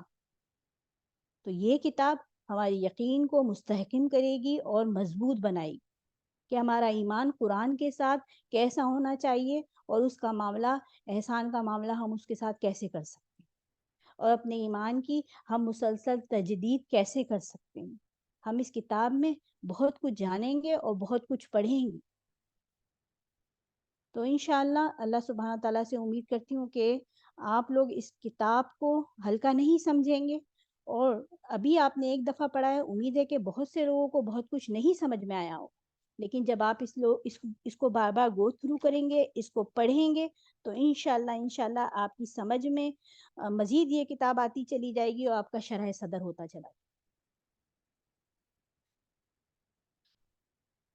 چلیں انشاءاللہ آپ لوگوں میں سے بہت سارے اسٹوڈنٹ مجھے نیو بھی نظر آ رہے ہیں۔ تو سسٹر رابعہ السلام علیکم۔ وعلیکم السلام۔ کیسی ہیں سسٹر رابعہ؟ جی الحمدللہ۔ جی سسٹر آپ کہاں سے آئیں؟ میں سڈنی سے ہوں۔ اچھا سڈنی سے آئی ہیں، الحمدللہ۔ تو آپ کلاسز جوائن کرتی رہی ہیں استاذہ کی؟ ٹھیک ہے، پہلے جوائن کی تھی، یہ والا کورس تبھی جوائن کی۔ اچھا الحمدللہ۔ تو انشاءاللہ مزید اسی طرح سے آپ سمجھ میں آتا چلا جائے گا۔ جو بھی اسٹوڈنٹ ہمارے پاس صوت القرآن اور تعلیم القرآن کے ہیں تو ان کو تو امید ہے کہ سمجھنے میں کچھ مشکل نہیں ہوگی، کیونکہ بہت سارے معنی ورڈ بائی ورڈ ٹرانسلیشن سے وہ یاد کر چکے ہیں، کیونکہ جس طرح سے ہمارا قرآن کا سیٹ اپ ہے کہ ہم ورڈ بائی ورڈ ٹرانسلیشن سے قرآن کو یاد کراتے ہیں اور سمجھاتے ہیں، تو وہ مزید ووکیبلری ان کی بڑھتی چلی جاتی ہے اور ان کو بہت سی چیزوں کے پہلے ہی نالج ہوتی ہے۔ لیکن انشاءاللہ جو بھی نیو کمرز ہیں ان کے لیے بھی کوئی مشکل نہیں ہے، قرآن کو جہاں سے بھی اور جہاں آرام سے سب کی سمجھ میں آنے والا ہے۔ اللہ سبحانہ تعالیٰ نے اس قرآن کو سب کے لیے بہت آسان بنایا ہے۔ تو جی جزاک اللہ۔ وہ اصل میں اگر ٹیچر کی کچھ چیزیں نہیں سمجھ آتی ہیں تو وہ آپ بعد میں جب ریوائز کراتی ہیں تو وہ پھر سمجھ آ جاتی ہیں۔ جی بالکل ایسا ہی ہے سسٹر رابعہ۔ کائنڈلی تمام سسٹر جو ہیں وہ اپنی نام آئی ڈی کے ساتھ انٹر ہوا کریں تاکہ آپ لوگوں کے ناموں کی اور آپ کی آئی ڈی کا علم ہو۔ اگر اس طرح بغیر آئی ڈی کے آئیں گے تو پھر ہم آپ کو کیسے پہچانیں گے نا۔ تو انشاءاللہ جو بھی 61458 سمجھ نہیں آ رہا کہ کون نمبر ہے یہ، تو کوشش کریں جب آپ انٹر ہوں گے نا تو وہاں پر جب آپ اپنا انٹر ہونے کے لیے نام ڈالیں تو وہاں اپنا نام ڈالیں، بنسبت اس کے کہ کوڈ وغیرہ ڈالیں یا کوئی اس طرح کا ڈالیں تو انشاءاللہ۔ باقی الحمدللہ ہماری جتنی بھی اسٹوڈنٹ یہاں پر ہمارے ساتھ موجود ہیں، وحیدہ السلام علیکم۔ جی السلام علیکم۔ جی وعلیکم وعلیکم السلام ورحمۃ اللہ وبرکاتہ۔ کیا حال ہے سسٹر وحیدہ آپ کے؟ الحمدللہ، آپ کیسی ہیں؟ الحمدللہ میں ٹھیک ہوں، خیریت سے۔ سسٹر وحیدہ آپ کہاں سے انٹر ہوئی ہیں؟ میں سڈنی سے ہوئی۔ ماشاء اللہ تبارک اللہ۔ سسٹر وحیدہ آپ کلاسز جوائن کرتی رہی ہیں استاذہ کی؟ جی جتنی یہاں پہ آپ ڈالتی ہے نا وہ میں ٹرائی کرتی ہوں کہ اس کو کرتی رہوں نا۔ اس سے پہلے بھی جو ہو رہی تھی بخاری کی، صحیح بخاری کی حدیث وغیرہ، الحمدللہ۔ گڈ تو ماشاء یہ اللہ والا بھی تبارک میں اللہ۔ نے کل ٹرائی کیا کہ آج ٹائم میرا تھوڑا دھیان دار ہو گیا تھا، 10-12 منٹ تھوڑا سا گیا میرا آگے کا، سٹارٹنگ ہی تھی پر کتاب کی، الحمدللہ۔ جی آپ یہ پی ڈی ایف اس کا بھیجا گیا ہے تو آپ اپنے پاس ہی اس کو پی ڈی ایف میں کھول لیا کریں پر آئی تھنک تو اردو میں انشاءاللہ۔ ہوگا نا پی G D G F?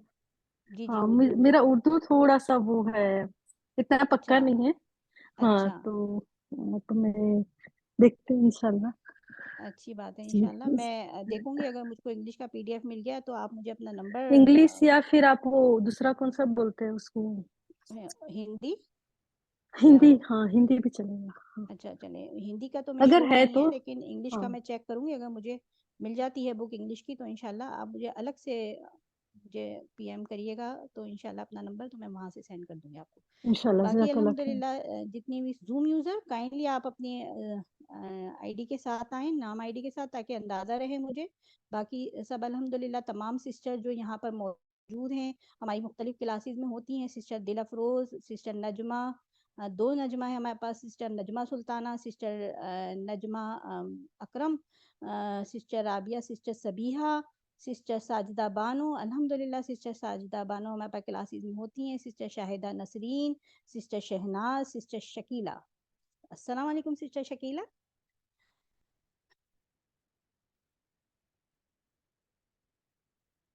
Sister Shakeela इस वक्त अभी है नहीं। सिस्टर शरफुन्निसा हमारी मुख्तलिफ क्लासेस में रहती हैं। Sister Shaheen, sister Shaheen, sister Tanveer, सलाम वालेकुम। वालेकुम अस्सलाम वरहमतुल्लाहि वबरकातुहू। कैसे हैं कैसे सिस्टर हैं? आप? अल्हम्दुलिल्लाह मैं ठीक हूँ। सिस्टर तनवीर आप कैसी हैं? अल्हम्दुलिल्लाह मैं भी खैरियत से हूँ। आई एम सो सॉरी, वो एक्चुअली मैं वेस्टर्न ऑस्ट्रेलिया में हूँ, तो टाइम डिफरेंस की वजह से मैं लेट से ज्वाइन कर पाई। इट्स ओके, कोई बात नहीं है। इंशाल्लाह कोशिश करें 10:30 to ji class ji start हो जाती है इंशाल्लाह। सिस्टर जी तनवीर हमारे साथ अक्सर दौरा कुरान में होती रही हैं, और अल्हम्दुलिल्लाह अगर वही तनवीर हैं तो जहाँ तक मुझे जी जी मैं वही जी हूँ। अल्हम्दुलिल्लाह जी बिल्कुल ठीक है। अल्हम्दुलिल्लाह जूम यूज़र जज़ाकल्लाह। जूम यूज़र आप प्लीज़ अपने नाम आईडी के साथ आए नेक्स्ट टाइम। तो अल्हम्दुलिल्लाह सबका इंट्रोडक्शन हो गया यहाँ पर। सिस्टर फातिमा उमर, सिस्टर फातिमा उमर हमारे साथ क्लास में मौजूद हैं। आई डोंट नो अगर वो बिजी हैं तो वो माइक पे नहीं आ पाएंगी शायद। ठीक है इंशाल्लाह। चलें अल्हम्दुलिल्लाह मैं उम्मीद करती हूँ कि आप सब लोगों के लिए ये किताब बहुत बेनिफिशियल रहेगी, और इंशाल्लाह हम कुरान के साथ एहसान का मामला कर सकेंगे इंशाल्लाह। अल्लाह सुब्हान तआला से उम्मीद है। और आप लोगों के लिए इसका जो क्विज़ है वो वीकली खोल दिया जाएगा। इसके कुछ टास्क हैं जो पोर्टल के ऊपर मौजूद हैं, तो इंशाल्लाह वो भी आप लोगों ने कर लेने हैं। और साथ साथ जो साथ में वोकैबलरी इसकी चलती रही है, जो थोड़े अल्फाज डिफ़िकल्ट थे, तो वो इंशाल्लाह आप लोगों को ग्रुप में पोस्ट कर दिए जाएंगे इंशाल्लाह। तो इसी के साथ ही हम अपनी क्लास को कंक्लूड करते हैं। मैं उम्मीद करती हूँ इंशाल्लाह आप नेक्स्ट क्लास में सब हाजिर होंगे। सुब्हानकल्लाहुम्मा व बिहम्दिका अशहदु अल्ला इलाहा इल्ला अंता अस्तगफिरुका व अतूबु इलैक। अस्सलाम वालेकुम व रहमतुल्लाहि व बरकातुहू। वालेकुम अस्सलाम वरहमतुल्लाहि वबरकातुहू। जज़ाकल्लाहु खैर। वालेकुम अस्सलाम।